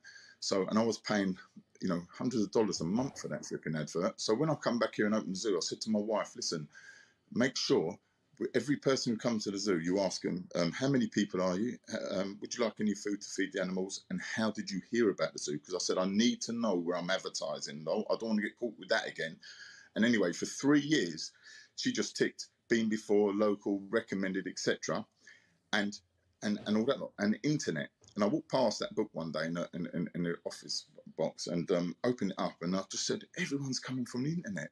So the next person who come up, they said internet, and I said to them, can you remember what your search term was? And they said, yeah, we just typed in things to do in Clacton. The next person, yeah, things to do in Clacton. Next person, things to do in Clacton. Everybody said it all day long, not what to do in or what's on or anything, things to do in. So that evening, I got home and I went on the computer and I said to her, listen, we've got advertising things to do in Clacton. That's where everyone's coming from. So I typed in things to do in Clacton, and up come TripAdvisor #1, up come Days Out with the Kids #2. I was advertising on both of them, and that's how everyone found us. But I said to my wife, do you know what? There ain't a things to do in Clacton. It's only come from there. So anyway, I ended up looking. There weren't one in Southend. There weren't one in Skegness. There weren't one here, there, London, anywhere. So believe it or not, I sold my house and I bought them sites all around the world. Things to do in everywhere. London, things to do in London cost me 16 grand for that one domain, just to let you know that. And I bought them all around the world, and yeah, I've just been developing that now. So really, if it weren't for Florida, and if it weren't for my tower, this wouldn't have come about. So it's just amazing how things turn out. Yeah, through adversity comes a great opportunity if you're willing to look for those opportunities. But it's so in the how do you look at adversity now? Because you've obviously been someone who's gone from, like I say, a steady quote unquote day job to then going out to America to living the American dream, to then the American dream getting switched off from you with zero notice, to having to come back to the UK, potentially tail between your legs and not a lot else to show for it other than a car, and then you've restarted again, and then Google change their algorithm, and then they screw you over again, and then before you know it, you're back to square one again. How do you sorry to sort of go through your journey in that way, but how do you now look at when something goes a bit sideways or there's a challenge? Do you relish the challenge because you know that the next level of growth comes from that, or have you got a different mentality towards it, or how do you see it now? Yeah, well, for a start, I'm 60 years old, so I see life completely different than what I did when I was young. You know what I mean? So much has changed. I'm a lot more secure in myself. And I had just really quickly. I also had a cleaning company and lost all that, all burnt down and all that sort of thing. So I've had a few little things like we all have. Listen, so many. When I talk to people, it's how much trouble we all go through. That roller coaster ride, we're all going through it all the time anyway. 1 minute you're up, even with my things to do, 1 minute you're really flying, you're up, and the next thing you get COVID and you're down and everything. I won't mention who it is, but a good friend of mine recently walked in front of a train. He's 38 years old, roughly about 38, not exactly sure. And he had a great business, and he had £1 million house, and he had everything, and he's still done it. 3 little kids and all, and he's still done it. And he only told me the day before that he had suicidal tendencies. Spent hours on the phone to him trying to. I didn't think he was going to do it. He done it the next morning.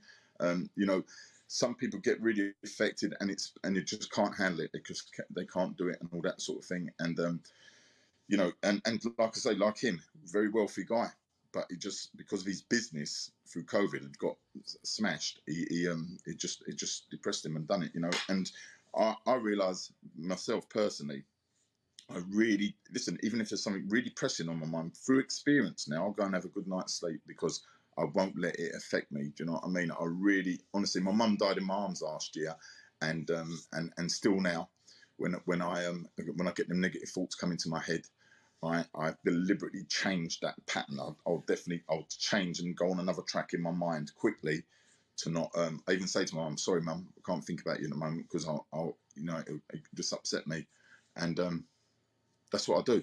That's what I do with everything. So you just learn to deal with things. So it's just like fighting. It's the exact same thing. The first time when I was on the door and I had a group of guys come to smash us up and come in tooled up and that, my leg was shaking, and I thought to myself, "Fucking hell."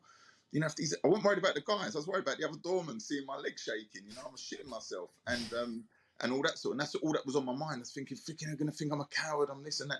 But you know what? Through experience and through having lots of conflict, all of a sudden you realise why your leg was shaking. This is what I teach my students. You know what I mean? That's your body getting prepared, and you know, the adrenaline rushing through your body, etc. And a bit of fear. Great, have it. But what I'm saying is, you know, once you've had 10, 20, 30, once you've had a few knife attacks and you've had a gun put in your throat and you've had this and that, all of a sudden, it's not a big deal. And you can remain, you know, and it's the same with business. When you've been through the worst possible things, lost everything, and had to go. I mean, when I lost everything in America, mate, my kids, I felt I let my wife down, my kids down, everyone. I said, "Yeah, I'm moving to the States, I'm this and that." "Oh yeah, it's going great." Next minute, I'm coming back with nothing. You know what I mean? It's hard times, but through that, you do get stronger. You know, hopefully. Some people don't. Some people can't put up with it. But I mean, if you can get through it and you get stronger, it all helps as you go along.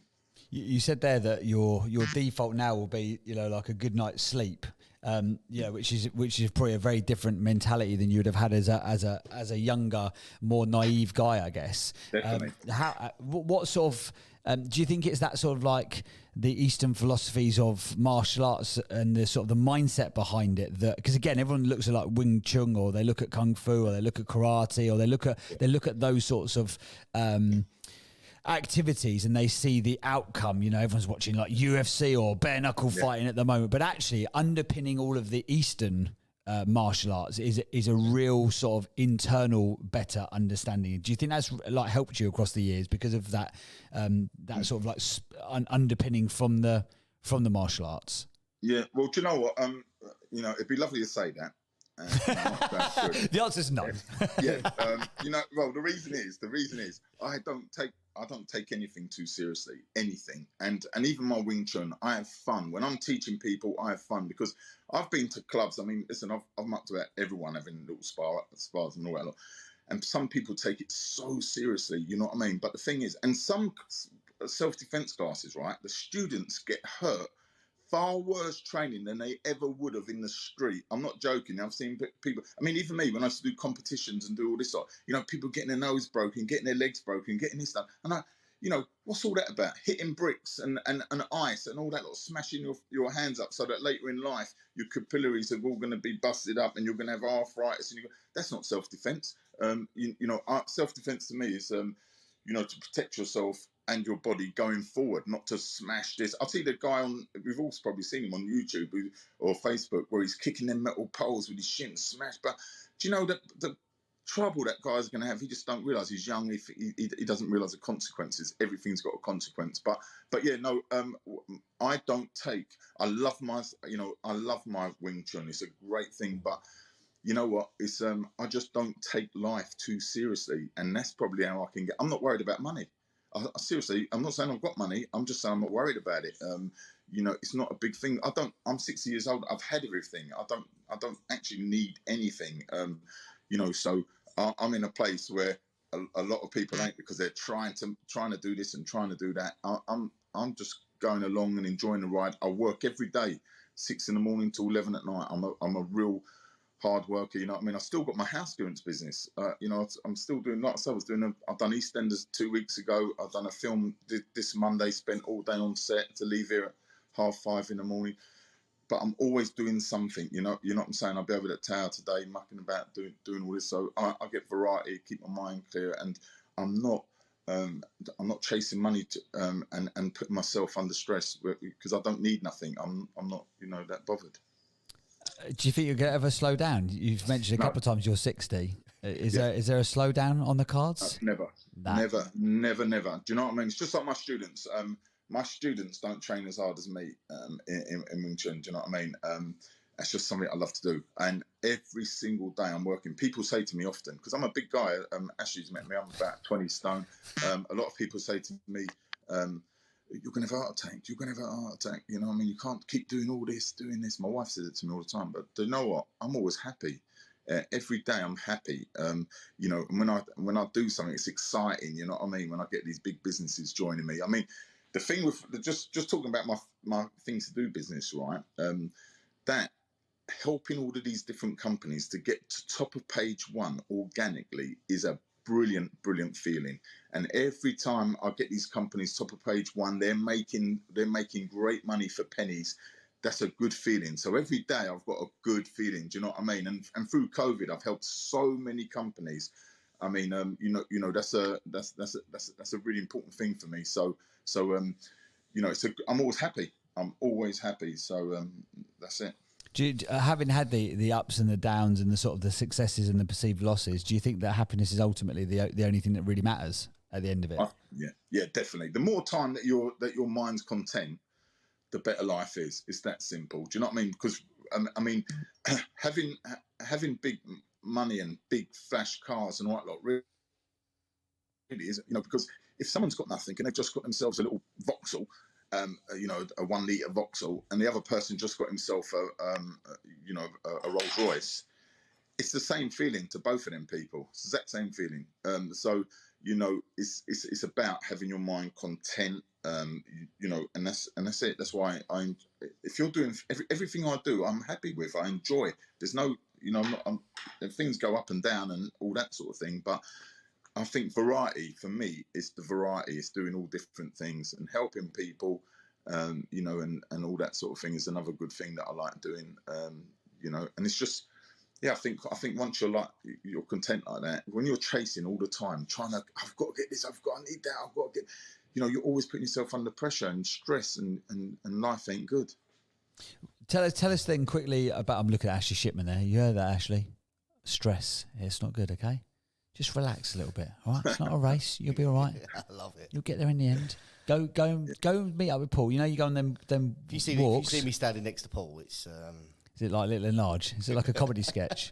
You go for these walks on. He shook my hand. It was like. It's like trying to shake a spade in your hand. I imagine, wasn't it, or a shovel? 2 fingers. Yeah. Tell us then, Paul, because the way that we work here, we sort of do like a bit of an interview, sort of Q&A kind of thing, and then we'll open it up to the audience as well. I'm sure I've had loads of people messaging in the back channel saying how much they're enjoying the conversation. So I'm sure there's lots of people who'd love to ask you a question before we have to sort of wrap up at 8:30. But tell us about things to do in. So obviously you sort of accidentally created this from looking in that sort of like visitor book and going, oh, everyone's just searching for those terms. But it's become quite a successful and quite a big far-reaching business now, isn't it? So where are you guys at as a business? Yeah, well, I mean, obviously COVID was a bad time. It's for everyone, but I mean, the one thing I have got right is it's things to do in is the biggest search term worldwide for people visiting a new town, city, or country. So if you're attraction, tourism, based, that sort of thing, is travel. It's the number one search term for that. We took a little hit on because I've just redeveloped all my sites, by the way, all of my sites, and my web guy let it go down for about 3 days without telling me, and plus he'd done a few other naughty things. So he's gone, but it never affected any of our businesses. It just hit our things to do in search term a little bit, but But that's all coming back now, thank God, and I sorted that out. But yeah, that's the biggest search term for that. So I've just been to the States for 3 months to try and develop it there, as I was saying. So I drove from Orlando because we launched things to do in Kissimmee, and we drove to LA because we just launched things to do in Beverly Hills, .coms they are, and Nairobi. But in the UK, as an example, although it is the attraction, travel and tourism, I've actually turned it around into a local online business advertising directory. So really, if you ain't travel, tourism or attraction based, then you don't need to hear that word things are doing. All you're going to be worried about is your search terms. So for example, if you went on your computer now and you typed in telephone answering services Essex, or if you put in CBD Essex, or anything really. I won't tell you a couple of the other ones because it's I'll explain that later or another time. But anything you can think of, we're page one for search. If you put in moving home Essex or anything like that, karate, boxing Colchester. If you typed in car body repairs Clacton or house clearances or key cutting, anything like that. If you typed in test drive a Lexus Cardiff, you'll see I'm above Lexus. If you typed in sports car inspections, that guy is #1 nationwide, right? He goes around, if you're going to spend $500,000 on a car, he'll go around, check your gearbox out, check everything, do a full inspection on that car, right? And it's not just sports car, he does American cars, all that sort of thing, classic cars. Rolls-Royce trained, but he's #1 nationwide on Google, and he hasn't got a website. You don't know any other company that can say that. So yeah, if you type in sports car inspections, just them 3 words, you'll see what I mean. If you put in Muslim hairdresser London, or vehicle transportation, or even networking, if you put in networking London, or in Essex, if you typed in online networking or B2B networking, you'll see where we are. Literally thousands. Drone hire Peterborough. This is what I'm doing. So all these businesses, whether it's a pet shop, whatever that company is, we're getting them top of Google. We're charging less than a coffee a day, which is £49 a month. There's no contract. Every business gets a 1-page website, and all our towns and cities linked together for maximum exposure. So that's what we're doing for businesses. It's unheard of. And just quickly to mention this, I'm just about to launch things to do on my bucketlist.com and things to do on your bucketlist.com, because I also own them, which will go along with the things to doing. But it's really about helping businesses. It doesn't matter what the business. I mean, I've got an ice cream lady. She's #1 in 17 towns, 2 counties. I think ice cream van hire Essex, Colchester, wherever you put, and she hasn't got a website. So that's what it is. Brilliant. What a great concept. And so people can obviously use your service. So if you are a local business, if you're listening going, that's unbelievable, I need to get involved in that, they can obviously just reach out to you, and they can just stick their business onto the platform, I assume. That's it, and it will massively increase their SEO. We've got actually about 4,000 organic page 1 Google search terms. So that's if you talk to any SEO company, wow, they'll be pretty impressed with that. But on top of that, I'm also just in case anybody knows, because it's all about networking, helping each other, etc. I'm also selling licenses. So someone just bought things to do in Chelsea. I sold things to do in Beverly Hills and Nairobi and this and that, and Harlow and Southend and all these different places. And so if anybody knows anyone that's looking for another income, that's into sales or marketing and that, they can take a things to do in franchise in their own town or city, and it's a great residual income coming in from that. So that's what I'm doing, and I want this to be all around the world. Like I was in another little quick story. I was in Kathmandu just before lockdown. I was having breakfast with the Prime Minister at 7 o'clock on a Sunday morning with all guards around me with AK-47s. This is how this business brings you to just incredible business owners, etc. Do you know what I mean?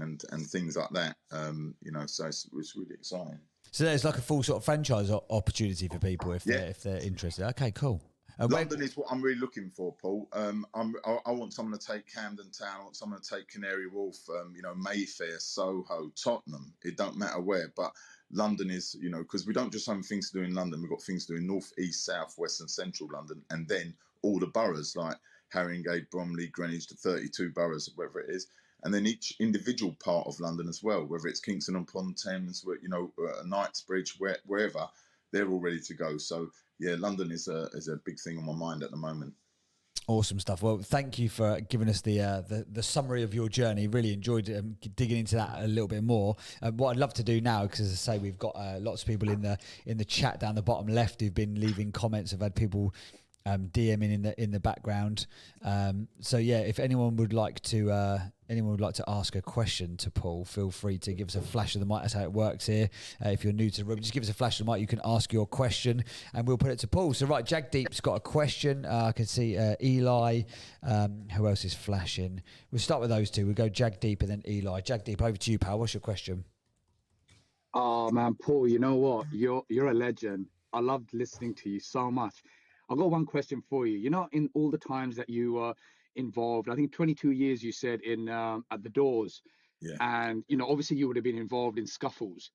After that life and where you are now, have you ever bumped into anyone specific that you would have had a scuffle with, and they recognised you? No, the answer to that is no, because thankfully I moved out from Tottenham after that. Do you know what I mean? So yeah, no, I haven't. But that's a real concern for a lot of doormen, you know, and also police officers. It's a real concern. But I've been lucky, you know. But and listen, let me just get this. This is really important. I was a good doorman. I actually stopped the other doorman from hitting people, because in them days, right, I'm talking about the 80s and that, and the early 90s, that sort of time there in the 90s. You know, there were so many doormen that were on there. There was no badges. Remember, anyone could come from anywhere. And I remember there was a guy in a place called Manhattan's in Palmer's Green, and there was a guy there called, his name was Johnny Bosch, and you know, I thought that was his name, Johnny Bosch. Anyway, one day was having a lot of trouble with a lot of travellers up in a place called Fagan's, and this Johnny Bosch come in, and everyone said, all right, here's Johnny.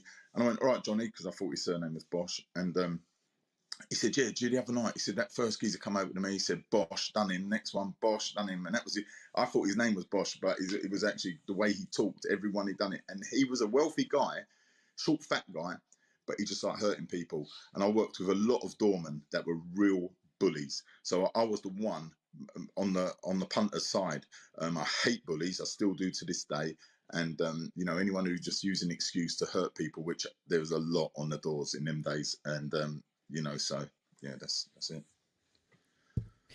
You never work the door in your own town, do you? That's the rule. Never work the door in your own town. Didn't you say you attempted to be a bouncer once? Yeah, just because my dad told me I couldn't. So just for the crack, I did. I actually got my doorman's license, so I did a night on the door.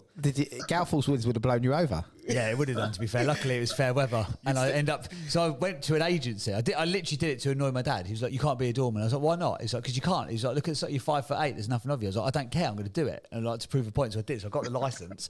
And so I went to an agency. So how long did that last?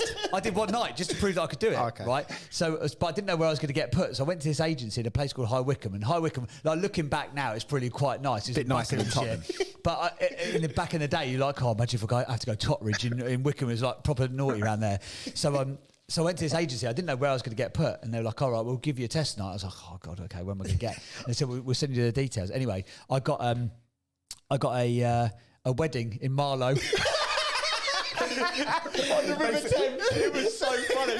So there's me, 5'8", in a tuxedo that didn't really fit. I had to borrow off my dad, still on the door, giving it loads. Some criteria. Oh, it was so funny. I was like, where am I going to get? Yeah, wedding in Marlow. It was the nicest. And at the end, the DJ was like, oh, thanks for all the door stuff for keeping us safe. I was like, yeah, you what, mate? Oh, look. There's some lads who were kicking a football outside. I was like, lads, can you take the football away? Like, oh, yeah, sorry, mate. I was like, lad. Absolute lad. Right, who was flashing next? I think we had Eli next, didn't we? Eli, go for it. Thank you very much for having me. Good morning to everybody here. Thanks to Paul. Can I say good morning to Paul, Nash? Yeah, this is Elizabeth from Mark, if you can remember me. From where? Mark Jarrett. Yeah. How are you? Yeah, you're in Tottenham, aren't you? Yes, my darling. That's right. Yeah. How are you? I'm good, thank you. Well, I love your share. It's always inspirational listening to you. So I have two questions for you, my darling. Yeah. So the first one is, what keeps you going in life when things seems to be a little bit quiet? Yeah. Then the second one will be, what's the word you would leave with us here for the new month? Thank you. Okay. What keeps me? Just doing that first question again, and I'll tell you this now. I've got a real bad memory. It's that short. Yeah. What was the first question? So the first question was, what keeps you going in life when things seems to be quiet? Probably not going as you expected. So what keeps you going? Yeah. Drive, really, because do you know what I mean? In Kung Fu, I'll go back to this because actually, I'm actually going to write a book about this, how Kung Fu has really helped me in business. And, the drive of I was always taught this. If you're training 6 hours a day and someone else is training 8 hours a day and you meet them in sparring and that, they're probably going to kick your ass. And, it's... So I was always taught to train hard, to train regularly, to really keep going. And I've took that into my business. And that's why I'm the same way with business. Because if you're not, that your competitor or the other business guys are, and if you're not putting the hours and the time in, you get left behind. You know what I mean? If you're not learning about new technologies, and if you're not, you're not always on it, working, you will get left behind. And that's one of the reasons. That's the same with the martial arts. If you're going and doing, 2 classes a week and nothing in between, you're just doing that. One, it will take you years to get skill. And 2, you ain't gonna have much of a chance if you meet someone who's just like a professional athlete. If you had to fight one of these UFC guys who train every day 8 hours, I mean, look, and that's the same in business. So that's that part of it. The word for the month, I'm not really sure. Motivational word of the month to open this new April. Well, I would just do what I do. Just keep going and do your best all the time. Just keep on cracking on. That's it. Just cracking on. That's the main thing I would say to anybody in any business, because a lot of people sit there and they start moaning and my business ain't doing this and that. But when you actually look at that person, what has he really done? You know what I mean? What has he been doing? A lot of people expect it to just come along and not putting the time and effort into it themselves. This is the thing. If you're that way inclined, but yeah, to be good, you've got to really really get involved. And so I would just say crack on. That's the thing. You know what I mean? And everyone, I say this, right? I think of things like this. One, we're alive. I've lost so many people. And often I think to myself, flicking hell, my cousin's gone, this is gone, and all that lot. Why should I be on this earth and not be doing everything when they're laying down? You know what I mean? They've gone. They would do anything to swap places with me. Look at those people in Ukraine now. What would they give to be in your position now in a country like this, safe? So, we've got everything. I often say to my wife this, just to say, like, I've been with my wife 45 years, and I often say, do you know how lucky we've been? We're born in this time. We've missed both wars. Hopefully we'll miss the third one. But we've missed both of them wars. We're in a country where we get help, like on the dole and all this sort of thing if people need it. We've got electric. We can fly and do holidays. We've got so much. And people just don't realise how lucky you are just to be alive in a place like this. And I mean, I've been all around the world and I've seen some real rough places and people in real poverty. We're just so lucky. So let's make the most of it and enjoy it. You know what I mean? We've got all of this, and we're not going through a war. We're not going through, we might have a little recession and a bit of this and that, but let's crack on because we're so lucky, all of us. Let's crack on. Well, good advice. Crack on. Crack on, indeed. Right, we've got time probably for 1 or 2 more questions. So if you'd love to ask Paul a question, give him a flash of the mic and we will put your question, or you can put your question to him directly. Keep flashing. I can hear some flashes. Talking of, I've got one quickly. Paul, it's actually, there's 3 of us talking through the same head. So that was James usually talking, and I'm the other Paul. Opera House in Tottenham, never worked there? No. Oh, it was probably called something else in your day. Yeah, it might have been. Behind the police station. The Royal and all that lot. I think it's called the Mayfair, the Royal and all that, if it was that club. But the one right behind the police station. Yeah. Oh, no, I didn't. Oh, that's Thingybob, isn't it? Was it? My mate is. Was it? The Royal, yeah, I think it was the Royal, yeah. Yeah, Anyway, going back to some memories. No, I never worked that club. You know what I mean? No, I never did. I was mainly in Fagan's, King's Arms, Manhattan's, all around there, and I've done loads of others all around different areas. You know what I mean? But no, I never done that. Me and Paul cut from the same cloth. He's doing them clubs. I'm doing a wedding in Marlow. One night stint, you know. And I'm still training in boxing and still not getting far. Actually, still getting bashed up for fun and paying for it on a Monday. That's what my coach says to me all the time. He's like, the only person I know who gets paid to get hurt. Right, keep flashing then, guys. We've got time for a couple of quick questions before we've got to go at 8:30. Let's go to Mary. Mary, what's your question for Paul? Great relating of your story, Paul. And what I wanted to ask you was, what keeps you grounded? You talked about really brushing shoulders, really, with the rich and famous in the work that you do in the movies. Yeah. What actually keeps you grounded? Why haven't you got ears and graces? You don't appear to have ears and graces. What's behind that? Well, it's just the way I've been brought up, you know what I mean? Nobody is better than you. You know, we're all completely equal, no matter what your colour is, no matter what your wealth is. You know, we are all the exact same when you think about it. This is why I hate all these wars that go on with people over religion and this and that. Do you know what I mean? We're all the exact same. So, yeah, I've got no more right than anyone else. So I just know who I am. And that's a big thing. You know, when you're young, you don't really know who you are. It takes time and years to develop that. Do you know what I mean? We don't know who we are. We're all wearing masks. And you know, in business, everyone says, yeah, it's going great. You know, all this sort of stuff. We all do that. You know, but as you get older and you get experience, you realise that, you know, you wear less and less masks and all that. Like if I asked my son to do something in front of a camera, he'd be really nervous because he hasn't had the experience, you know, and that sort of thing. Some people are naturally gifted to talk and do these sort of things. So we all got different levels, but we're all the exact same. So I just know who I am, what's happening, and I've got nothing to, you know, hide or worry about, and so it's easy for me. Just knowing yourself, that's the answer to that. Just knowing yourself and being happy with yourself. And if there's anything you're not happy with, do something to change it. Well said, that man. Awesome stuff. Right, we have got time for. I can see that some of the things to do family are in the building as well. Things to do in Peterborough are in the building right now. So the TDI family have come to support Paul, which is nice. Careful what you say about them franchisees now, Paul. I know. Paul knows everyone. Yeah. If you don't know, you may not know him. Someone's bio is that I've known Paul Nash for 35 years. I'm like, oh, okay, right, it's like that, is it? Okay, fine. Right, give us a flash then, guys. We've probably got time for one, maybe two questions. Elliot Brown from London Town. Go on, mate. What's your question to Paul? Brilliant stuff. Good to see you here, Paul. Obviously, I spoke to Paul. Well, not obviously, because nobody would know, but I spoke to Paul yesterday. We met a few years ago. In fact, actually interviewed you for a bit of a podcast, didn't I, Paul? Yeah, and I've been to the Tower as well. So good to see you here, my friend. Great to hear you in the room. And we've sort of become friends over time.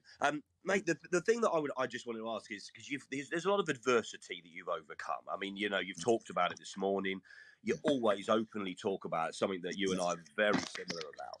Yeah. What do you think is one of the key things that keeps you going to overcome certain things? Because you've had, you know, with your wife and, you know, and the business losses and things like that. I think this is a really important lesson for people to learn about, and we don't talk about it enough. What do you think is one of the key things that can help other people as well, Paul? Yeah, I think you know, just honesty. Do you know what I'm saying? Because we always want to try and make everything look like we're doing really well, and we, you know, want to do that persona. And most of us, it's just like going back to the martial arts again. You know, a lot of people put on a tough face. Even like you know, my students. You know, everyone believes that they could handle a fighting situation, because I mean, when I used to teach at the Cultural Institute, you used to have all these girls there, and they'd say, "Oh well, if he attacked me, if a man attacked me, I'll just kick him in the bollocks." That's what they say. I'll just kick him in the bollocks. So I said, okay, and I'd rush them, grab hold of them, put them on the floor, and say, "Where was the kick in the bollocks?" You know what I'm saying? Because we all imagine we can do things, and with business and everything else, we're all putting on this thing and imagine we're doing better than we are, and we can do this. And it's just trying to be honest with yourself inside. So, you know, if you put on, like I say, too many masks and too much bullshit in your in yourself, you know, you don't know who you are. So when you're down, don't be afraid to tell people. If you're up, great. You know, that's the time to be happy. You know, and that's what I try and do. I just try and be myself, be truth. I don't care if people know I've done this or I've done that and things ain't worked out well. And but also I'm happy to tell anyone when everything's going great, and when I've, like I think Tottenham Hotspur's joined us today. That might upset a few people, but they're just coming on board with us. I'm quite happy about that. I don't like football. Never been to a football match in my life. Grew up next to Arsenal football ground in Finsbury Park, and worked in Tottenham for years. But things like that. When I get these nice companies coming on, I'm all happy. You know what I mean? But when or if someone leaves me or if something goes bad, I'm quite happy to talk about that as well, because it's just being real. You know what I mean? Then life's nice when you're just straight with yourself. Life's really good. Yeah, cheers for that. Well, listen, I look forward to coming down to Martello Tower and seeing, because I remember the plans a few years ago when I was there and we're talking about it. So it'll be interesting to see that. So good luck with that, my friend. And thanks for everything this morning. It's been great. Yeah, cheers, Elliot. Awesome stuff. Right, probably got time for one more quick one, if it's quick. So give us a flash of the mic if you'd like to. Beju, go on. We better go to another Essex native. Yeah, Paul, great to hear from you. I'm in Southend, and certainly up the road from me. Yeah, and I really love. So you talked about what keeps you going, drive. You talked about you don't take life too seriously. You talk about you don't care about money. We don't control you. You control it. But what would you want to be remembered? Sorry, you remember for? What would I like to be remembered for? Sorry, it broke up a little bit then. Yeah. What would you like to be remembered for, my friend? Do you know what? I'm not too bothered, and that's the truth. I don't care whether I get buried, cremated. I don't care where I go, and I'm not too bothered about being remembered. I mean, as an example, I'm a real massive Elvis fan, right? Massive. I mean, I've just been to New Orleans because he done a film there called King Creole, and he sang on that thing, and I've been to a lot of his film sets, the house he was born in. I've had his cars. I'm that sort. I know it sounds a bit sad, but I just really like Elvis, and and one day he won't be remembered. So I don't really care too much about what anyone remembers me. What I do care about is what I'm doing with people now while I'm here, and that's it. I like that's why I like being good. I mean, no one can ever say, any of you or anyone who knows me or anyone who knows people who know me will never be able to say, oh yeah, he's a liar. He stitched me up for money. He done this, he done that, and that's the important thing for me. That's why I can go on anywhere and be happy to talk about anything, because no one can turn around and say, oh yeah, but, you know what I mean? So it's important now while we're on this earth, don't worry about what's going to happen after, because one, you ain't going to know just whether you're going to be buried or burnt or whatever. You're never going to know. So don't worry about things after. Be conscious about what you're doing now to affect people while you're here on the earth. That's the important lesson. Do you know what I mean? Because go a couple of generations and your grandkids, and when they've had kids, they won't remember you either. So just be good while you're here. No, so I bet you can do an Elvis impression, can't you? No, I look like him though, as you can see from the picture. It's uncanny, isn't it? It's uncanny. It's unreal. It's unreal. Awesome stuff. Great question and great answer there, Paul. I just want to say thanks before we move on. Guys, if you've enjoyed this conversation, give Paul the traditional Clubhouse round of applause, if you don't mind. Give a flash to the mics, give a whoop, give a cheer, give a flash. Been a fantastic morning. Thank you. Can I just ask a question? I don't really know about this, the Winners Club thing and this. I haven't had time. So can you just tell me a quick bit about it if you've got a minute? Yeah. So the Winners Club, we're here every day, 6:30 till 9 o'clock. We have built up quite a substantial community here on Clubhouse. We've got a gang of 40,000 people who are community members, and every day we come on and we talk for 2.5 hours. Normally talk a load of nonsense, quite frankly. But sometimes we have people like you on, Paul, who've got a good journey, a good experience. We've we've cultivated an amazing community of people here who are basically, it's Europe's largest community of entrepreneurs and business owners on social audio platforms. And we get together every day and we have conversations about mindset, wellness, marketing, branding, podcasting, crypto, business scale up and all that kind of stuff. We basically create 2.5 hours of content every day, Monday till Friday. And we just got a nice gang of people here basically who are looking to be, do and have more in their life and their business. And that's kind of us in a nutshell. And then there's Ashley, and we're still trying to work out what he does. Don't know where he fits in, frankly. And Ash He's a great guy. Do you know, I met him last Saturday, and he straight away he was such a great bloke to talk to really quickly, and it all happened. It all happened when I had parked my car. Like, if anyone knows about me, when I can't find a parking space, I will park my car where my car would fit. And he did, right outside the flicking door. And I couldn't find a parking space, so I parked outside the space. Was you late? No, I wasn't actually late. No, but it was just ignorant. No, that was it. And anyway, so Paul's driving, and I seen him drive past, and I was like, I don't think I should be parking here. And he was like, well, if you move your car, I'll park where you're parking. Like, because I thought, if anyone's going to give someone shit, they're not going to give him shit.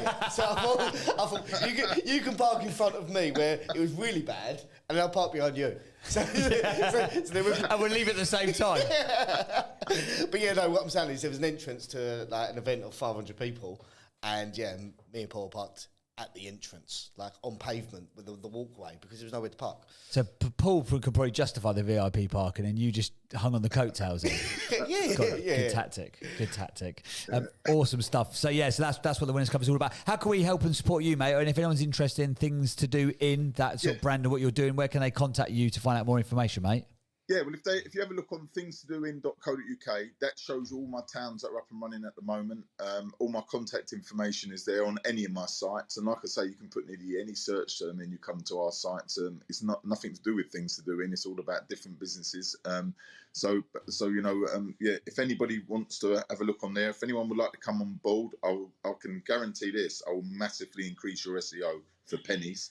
And there's no contract, so it's a great way to do that. And if anybody knows anyone in any town or city, it don't even have to be in the UK. London's what I'm really after at the moment, but anywhere that might want to take a license and earn a fantastic residual income. And just to quickly say this, you end up with a business with no rates, no rent, no utility bills.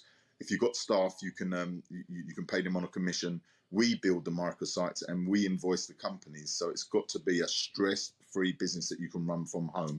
There is a bit of field sales if you want to go out and talk, because I love doing that. But yeah, you can onboard businesses through Instagram, LinkedIn, telesales, online networking, physical networking, etc. And that's what it is. Awesome stuff. Sounds good. Guys, go and give him a follow. He's not on Clubhouse very often, but go and give him a follow. Go and find him on Instagram and all the rest of it. One more time as we have a little jingle reset now before we go to the next section of the show. Just give him a round of applause. Thank you very much, Paul Nash, everybody. Thanks, mate. It's proud to sponsor the... Thanks, guys. Cheers, mate. Good to see you. You are listening to Breakfast with Winners. Exclusive content direct from the Winners Club. If you are enjoying the conversation, click on the green Monopoly house at the top of the screen right now and join the thousands of winners already in our community. For even more actionable content and powerful lessons, download the free companion app now. Just search for the Winners Club in the App Store or Google Play. For more information about the Winners Club and how to become part of our growing community, head to thewinnersclub.club. Now, back to the show. Getting loads and loads of fantastic comments in the back channel, loads of great comments about Paul and his journey and all the rest of it. It's been fantastic. What a great guy. Love Paul, true entrepreneur, always looking for an opportunity. Synthesizing happiness, this guy. One word, legend. Really brilliant guest. I hope to hear someone's, it's great to hear someone's journey that gives a lot of hope for new entrepreneurs. Jagdeep saying he asked that question because he used to be a criminal investigator and he's turned up, he's found people who've turned up to photograph a wedding and the guy was the bride's uncle. How brilliant is that? Hashtag awkward. Oh, just a bit of smile. No, please smile. Paul's conversation was just the art of being real, and someone there with a book suggestion saying that if you for his book title, surely the book has got to be called. Where was the book title suggestion? Book surely it's got to be called Kung Fu Business. So there you go, some book tips as well. But yeah, thanks to Paul. Fantastic stuff. Right, in the last 30 minutes of the show, we're going to mix it up a little bit because we've got something very exciting now. So one of our regular contributors, one of our regular members, someone who's here on a consistent, persistent basis, I would say on almost a daily basis, the lovely Sarah Oakley from the Brave Bird Club. She's got the lovely pink background or the little orangey background, second row down in the middle. Give her a click on it. Oh, sorry, no. If you PTR, pull to refresh, put your finger on the screen, pull it down. And if you pull to refresh, she's now on the right-hand side, I should say, with the lovely peach background. But Sarah runs a brand called the Brave Bird Club. Very cool looking brand. You can find more information about it on Instagram and all that kind of stuff. But anyway, on Wednesday's room, we were talking about crypto, and we were talking about Web3 and all that kind of stuff. And Sarah's messaged us in the background saying, "Oh, I'm about to do something with, I'm launching something, and it's got an NFT launch built into it." And I'd love to share that info with you guys. And then we sort of did a bit more digging, and there's even more sort of excitement around what she's doing. And it's really, really interesting. So Sarah, and we're going to get her to summarize it much more succinctly than I can. But just to give you the backstory, so she's launching today at 2 p.m. a range of Brave Bird pants, like underwear. If you're one of our friends in the States, pants, not trousers. In the UK, pants are, well, your pants, underwear. Anyway, women's underwear. And it's all around a very good reason and rationale. So here's the sort of the backstory. One of my best friends, and this is from the sort of the press release, one of my best friends was in an abusive relationship. She'd been trapped in it for over 7 years, and she was barred by a partner from contacting me. We tried our best to keep in touch in secret, but it was difficult. For every message I sent, it came back with fear of real consequences on who may pick it up first. One day, a ping on my phone came through. It said, "I know I need to leave him." I could feel the change in her energy. I wrote back, "What would you say to yourself if you were your best friend?" She replied, "To put my brave girl pants on and get on with it." And I replied, "Okay, so do that," and she did. These pants are for those very moments. These are for all the warriors out there, the brave, incredible, sensitive, beautiful, gallant, caring, authentic people as a token of support, love and appreciation. Gift them to yourself and wear them for that family occasion, to an important pitch, to the gym as you train, to support you as you struggle with sadness, illness, grief or overwhelm, or to remind yourself that you are of all that you are and all that you've conquered to be here today. Or gift them to a friend to remind them of who they are underneath of that heart so big that it could burst. So yeah, we'd love to find out more about this. The Brave Bird pants go live today. And hopefully Sarah can tell us a bit more info all about it. Sarah, are you there?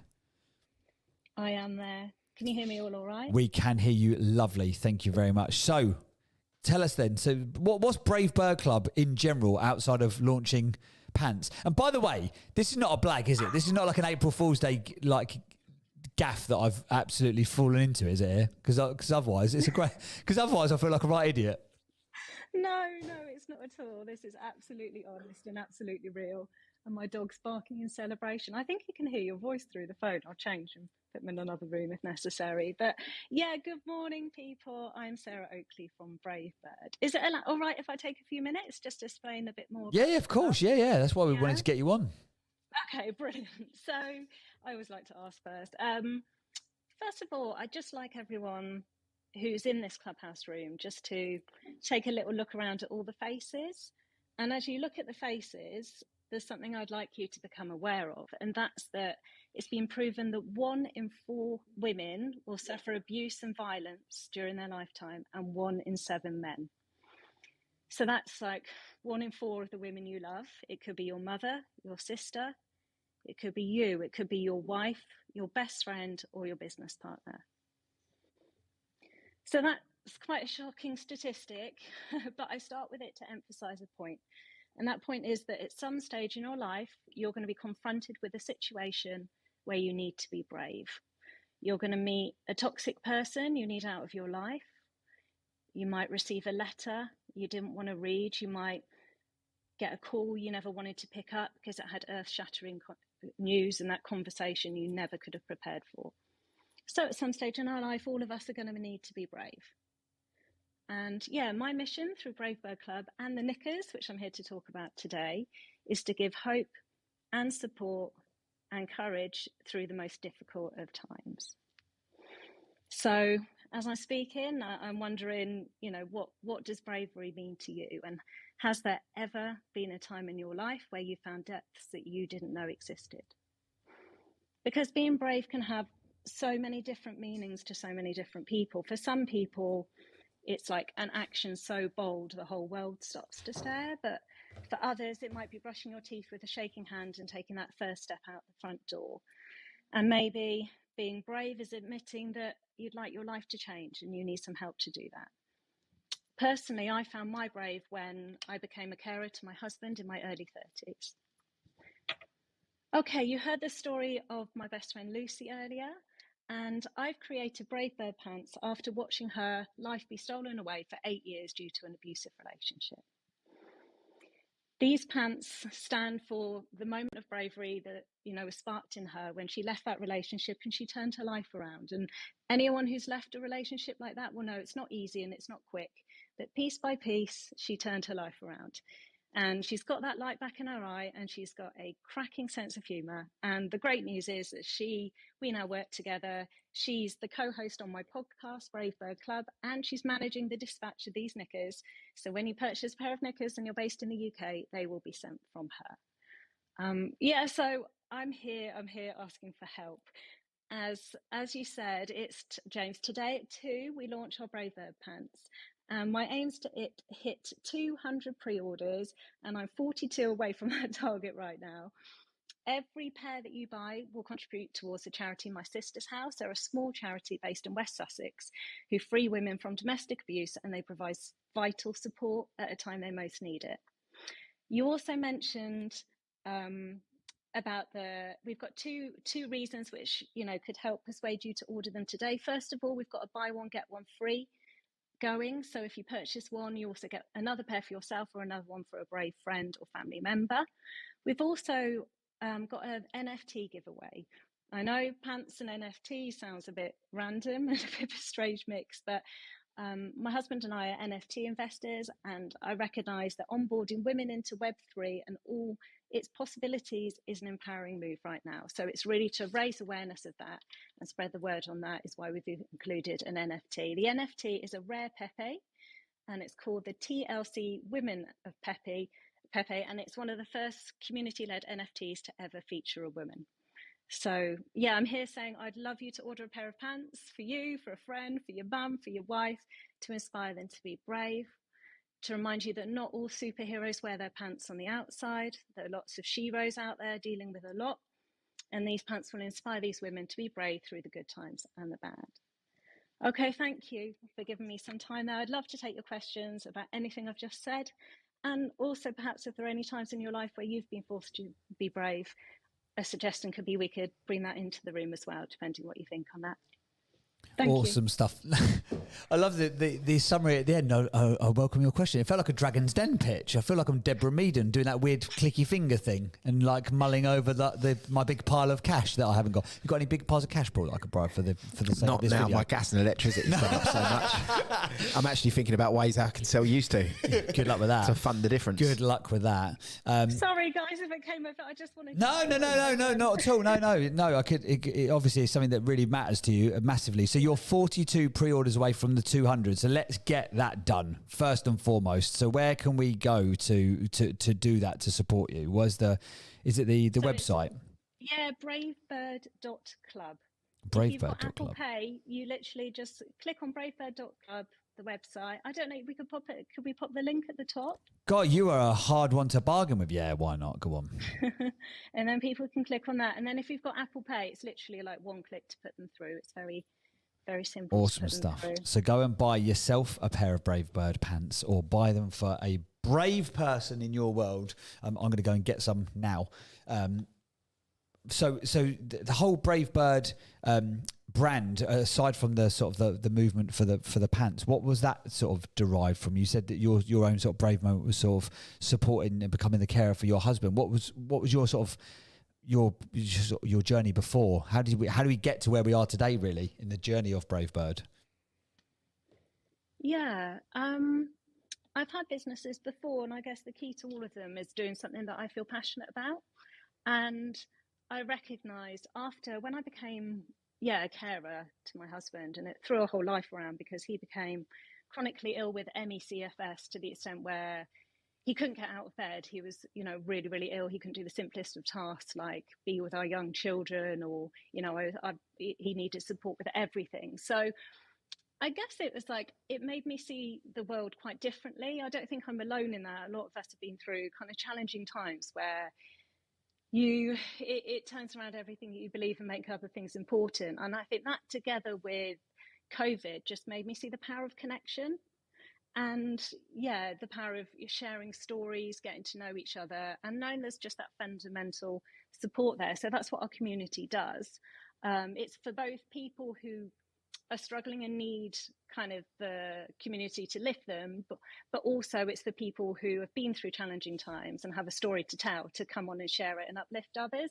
And I'm finding people are incredible and really willing to do that. So yeah, we have different people coming into the podcast, people coming into our group, sharing their stories of overcoming adversity, and we all find comfort in that. So that's what the club's about. And yeah, the knickers are the kind of physical manifestation of how you can give that to someone. So I'm super pumped to get them out there and thinking of all these amazing women who are going to wear them and do incredible things.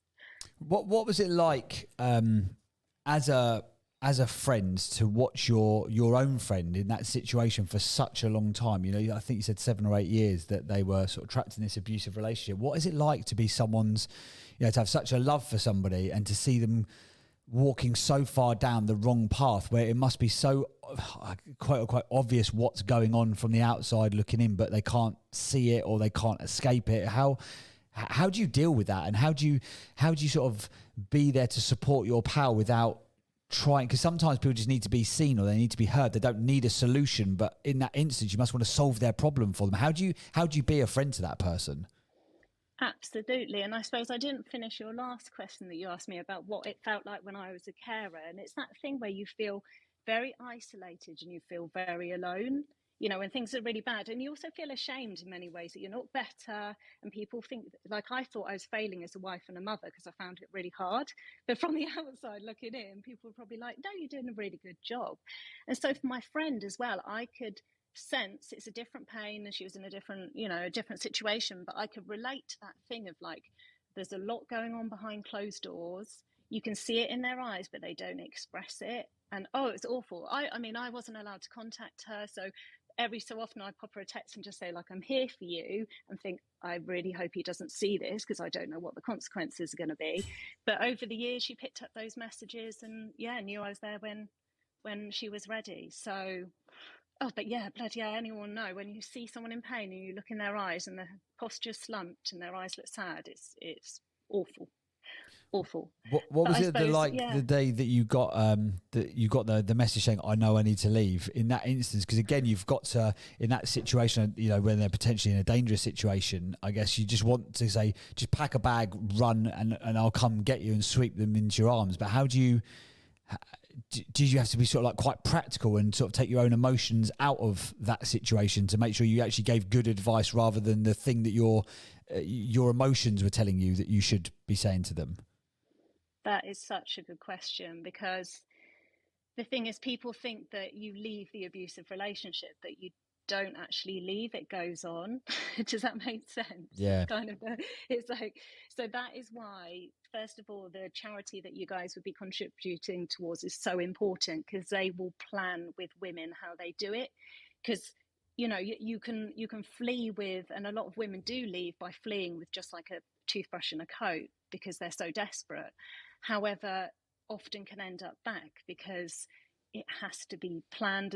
I mean, there are financial things to sort out. There are often kids involved. It's not easy, and it takes a long time. So I suppose it's just being there, supporting through the time it takes, and knowing this might not happen straight away. But I guess as well, like in the message, I don't know, some of what I'm talking about is quite, I understand this is quite deep, but I also want to make sure that I'm giving across that, you know, there is hope, because you know, things can be tough, but also life goes through different seasons, and sometimes it's, even when you think it's difficult, you know, sometimes things are so bad you can't see the way out. But just to remind people that when the time is right, there's always a way out. You know, you will find that way, and people will support you, and there is hope. I just wanted to make sure that comes across in everything that I'm saying as well today. Yeah, absolutely. Just to quickly remind everybody, there's a link at the top of the room right now. There's 160 of us in here. We only need 42 more sales to get to 200. Well, actually, we need less than that because I've just bought 3 pairs. So I'm going to buy some for my wife. Because my nieces, can you buy pants for your niece? I've bought them anyway, so my wife can give them to them, whatever, in case it gets a bit weird. Uncle James has bought me some pants, but no, there's a reason for it. It's not weird because you're brave and you're brilliant. So you've got niece, your wife, and you. I've got, well, it's buy one get one free, isn't it? So I just put me and Haley are basically the same hip size, so Fantastic. Saves on having to buy 2 pairs. But yes, guys, click the link at the top of the room right now, bravebird.club. And we're here supporting Sarah Oakley and her amazing launch of the Brave Bird pants, which go live today at 2 o'clock. Before we sort of, because I appreciate we've only got 30 minutes left there, I don't want to hijack the whole conversation. Has anyone got a question or a query that they'd love to ask to Sarah, or if they want to show their support? Give us a flash of the mic if you've got a question that you'd like to put to Sarah. If there's any way that you can help with your own network, get this out to more people, let us know that as well so we can support. I can hear some flashes, but I can't see them. Eli, coming to you. Oh, thank you very much, Paul. I just want to say to the beautiful lady who was speaking earlier, I couldn't get the name. I wasn't wearing my glasses. So what I intend to say is if she can send me more details about her brand, so I can probably share it on my social media platform, and then I can ask her more stories about it. Then I can run the story, across the social media about it. And I hope that helps. Thank you very much once again. Awesome stuff. All support is welcome here. What's been the biggest challenge with getting the sort of the pants up and running? Because obviously you've had to become like an e-commerce store inadvertently to make this happen. Have you had any sort of like big challenges with actually sort of getting in the world? Because it goes from the concept or the chrysalis of an idea and then the actual deployment or the execution of it are 2 very, very separate things, aren't they? Absolutely. It's been a long time. It's taken me a long time. The manufacturer is based in Portugal. First of all, I had to create the prototype, then I had to source a manufacturer and be happy with the standards, because these pants aren't just like blanks with the logo printed on. They're really, beautifully created knickers that I wanted, the factory's good. I've met the staff, they go for lunch, stuff like that. That part was really important to me. Also had to source the packaging, make those connections, get the right packaging. So we use a sustainable packaging company called Freckle, based in the UK. I don't know if you guys have heard of them, but they're awesome. So they're helping us out with the packaging. And what else? Yeah, I'd just get them arrive and then I'd be like, no, they're not right. They're not right. They're not right. So it's taken me 8 months to actually get the product. People have tested it and stuff. You have to check that they don't smell, that they go through the wash right, that the colours are right, everything. It's taken a long, long time. But yeah, I'm dead chuffed with the product in the end. So awesome stuff. And what's the charity that's being supported? My Sister's House, I think you said it was called.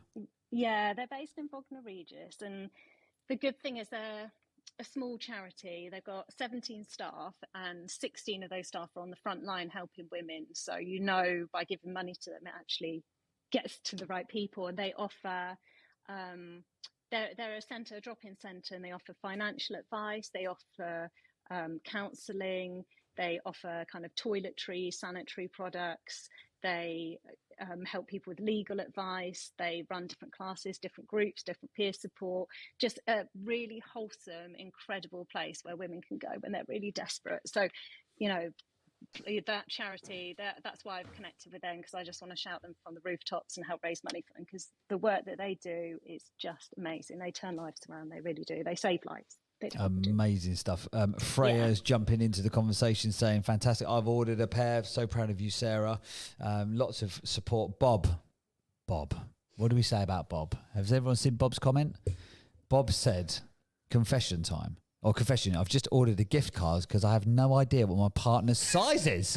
Does this make me a bad person? Well, I'm afraid, Bob, yes, it does. Well, it's a risky move. It's a risky move. You're a bad person and a good person. You're bad because you don't pay any attention to your partner. You're good because you've done a good thing. So you've neutralised it. You're neither good nor bad. You are neutral. But if you bought the wrong size, there's so many consequences. If in doubt, this is the tactic, right? If in doubt, always buy the size that you think is the smaller than the one they might actually need, because then it's always inadvertently a compliment. Well, I've just gone for stretchy. That's right. Thank God. Just looking. I can see who's ordered. They're going through my email. Can I shout out a thank you to the people who've ordered? Of course you can. Why not? And we can shame those that haven't. Okay, so let me see. Where shall I go? I want to get to 200 before we finish in 8 minutes. Okay, Rebecca Hay, thank you very much. Mimi Tran, thank you very much. Freya, bless you, darling, thank you very much. Dave Polaya, thank you very much. And Iffy Thomas, thank you very much. James Burt, that's to you. Thank you very much. Have I said Vanessa Pete? Thank you very much. Oh my goodness, this is awesome.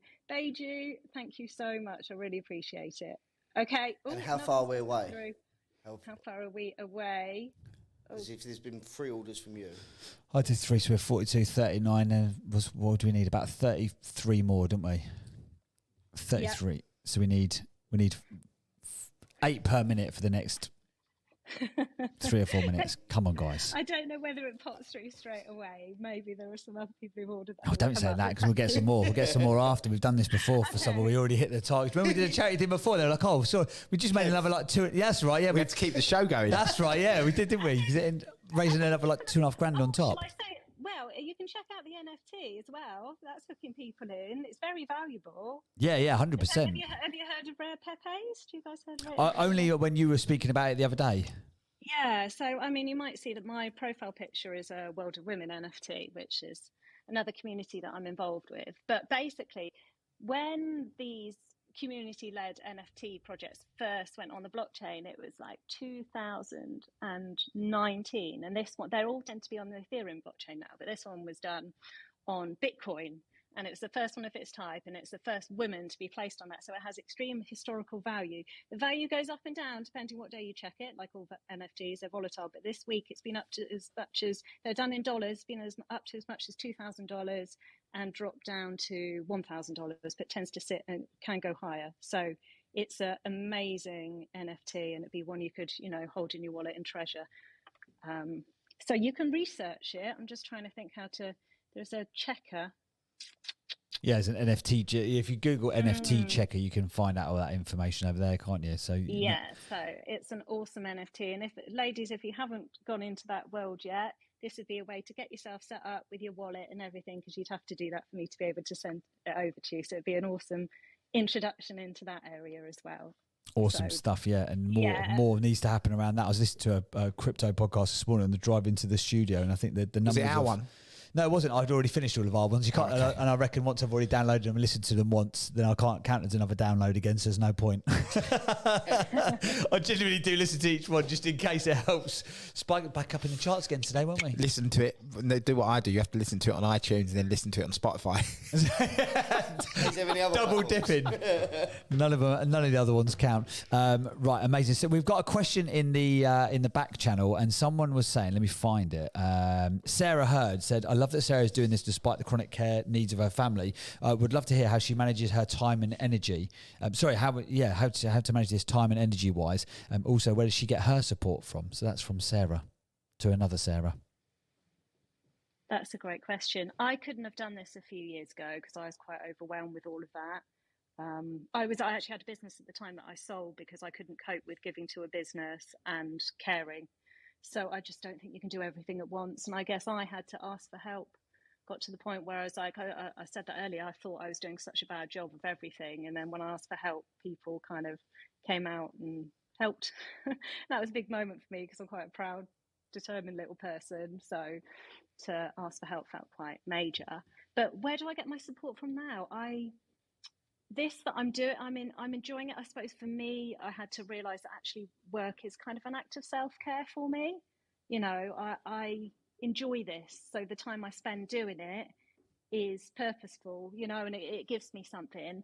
I have an amazing network of friends. I think like in friends and in business, it's just so important who you surround yourself with. And actually I was going to, thank you. I haven't said it already for giving me this opportunity, because I think in life, people make things happen, right? It's not hard work. It's not necessarily grit. It's not even luck. It's like people. So surrounding yourself with the right people, and you just, me being in here in the Winners Club and you guys being awesome, supporting me like this is just great. Thank you. Absolute pleasure. We've got a couple more minutes left. How many more do we need to do to get the 200? Come on.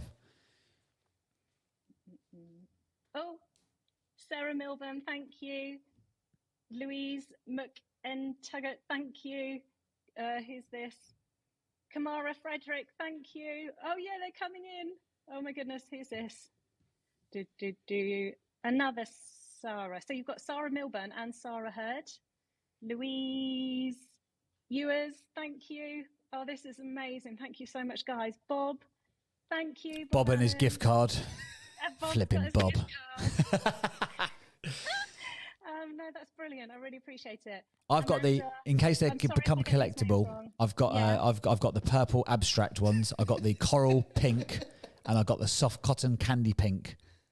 So know they're limited edition. Those purple ones, they'll never be made again. So if Brave Bird knickers go high and mighty, it might be worth more than the NFT. Who knows? There you go. Right. I'm going to gift them and say they can't wear them at the same time. Louise, have I said this one before? Wait a minute, I'm getting confused. Louise Ewer, you said.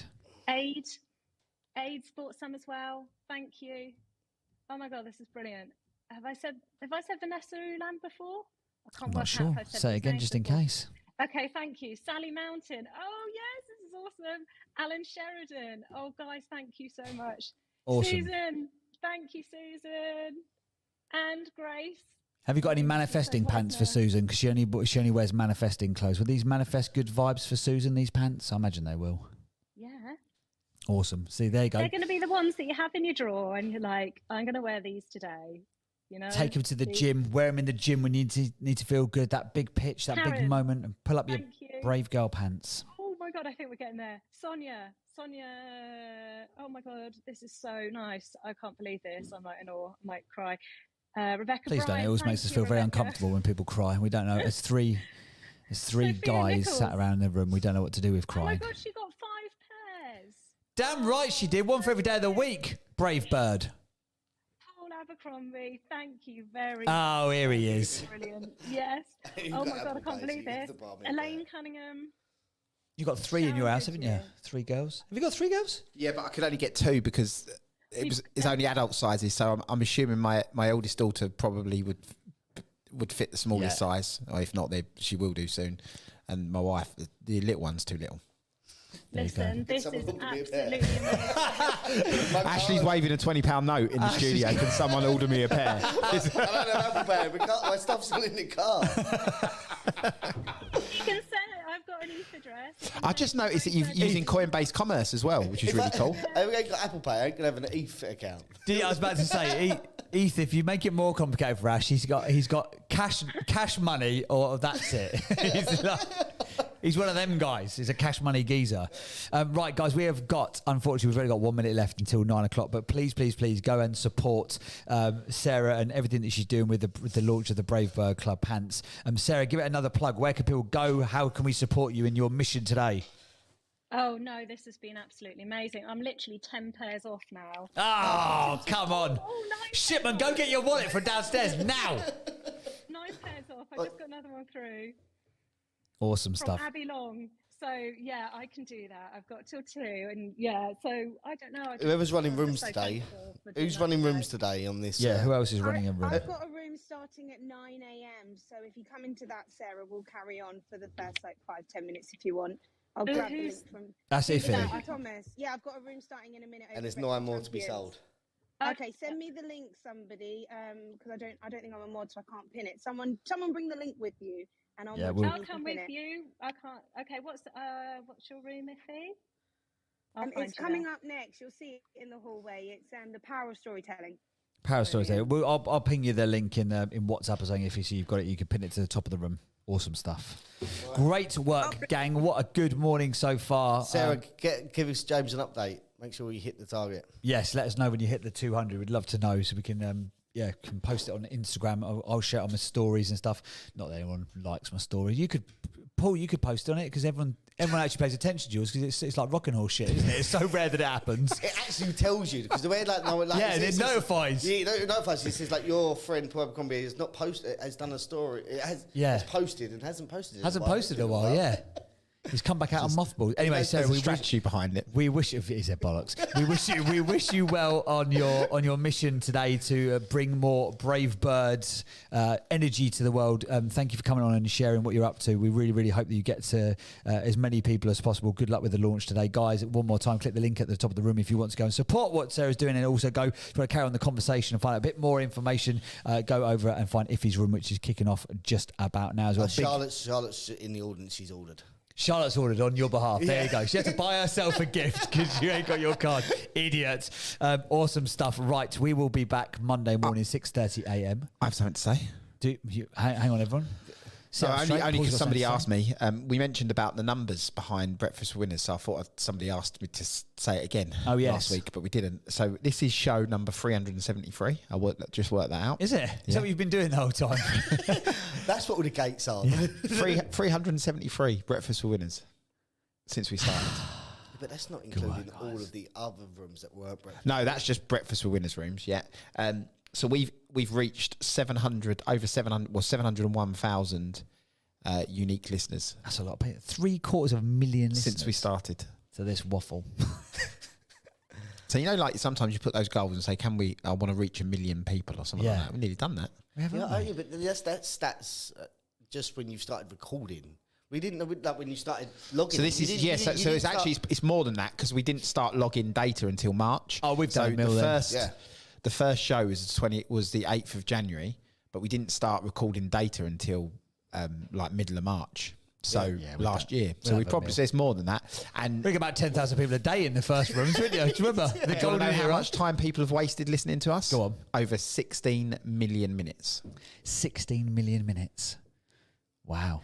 It's fairly impressive, isn't it? So if, as one of the 3/4 it's actually about 16.6 million. Does that class as experts of Clubhouse because of the hours contributed? Don't they say it's 10,000 hours, yeah. So we've we've done 2.5 hours a morning, isn't it? So it's 373 times. Sarah, why he's doing the numbers? 2.5. See where we 932 hours. 932 hours.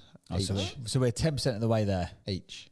Yeah, but if we double, so we've all been together, so we'll triple that up. So we're experts, whatever. If someone asks, Sarah, where are we at? Are we there? Are we at 200?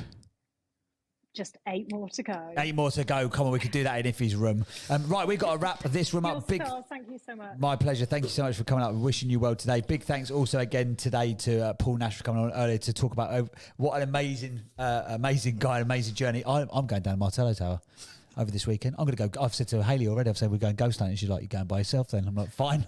So be it. I've got protection. Paul will walk around with us. A ghost ain't messing with him, are they? Thanks for being here, guys. We'll be back at 6:30 a.m. Monday morning. Have a fantastic weekend, whatever you get up to. We'll see you then. Ta-da. Love you. Bye.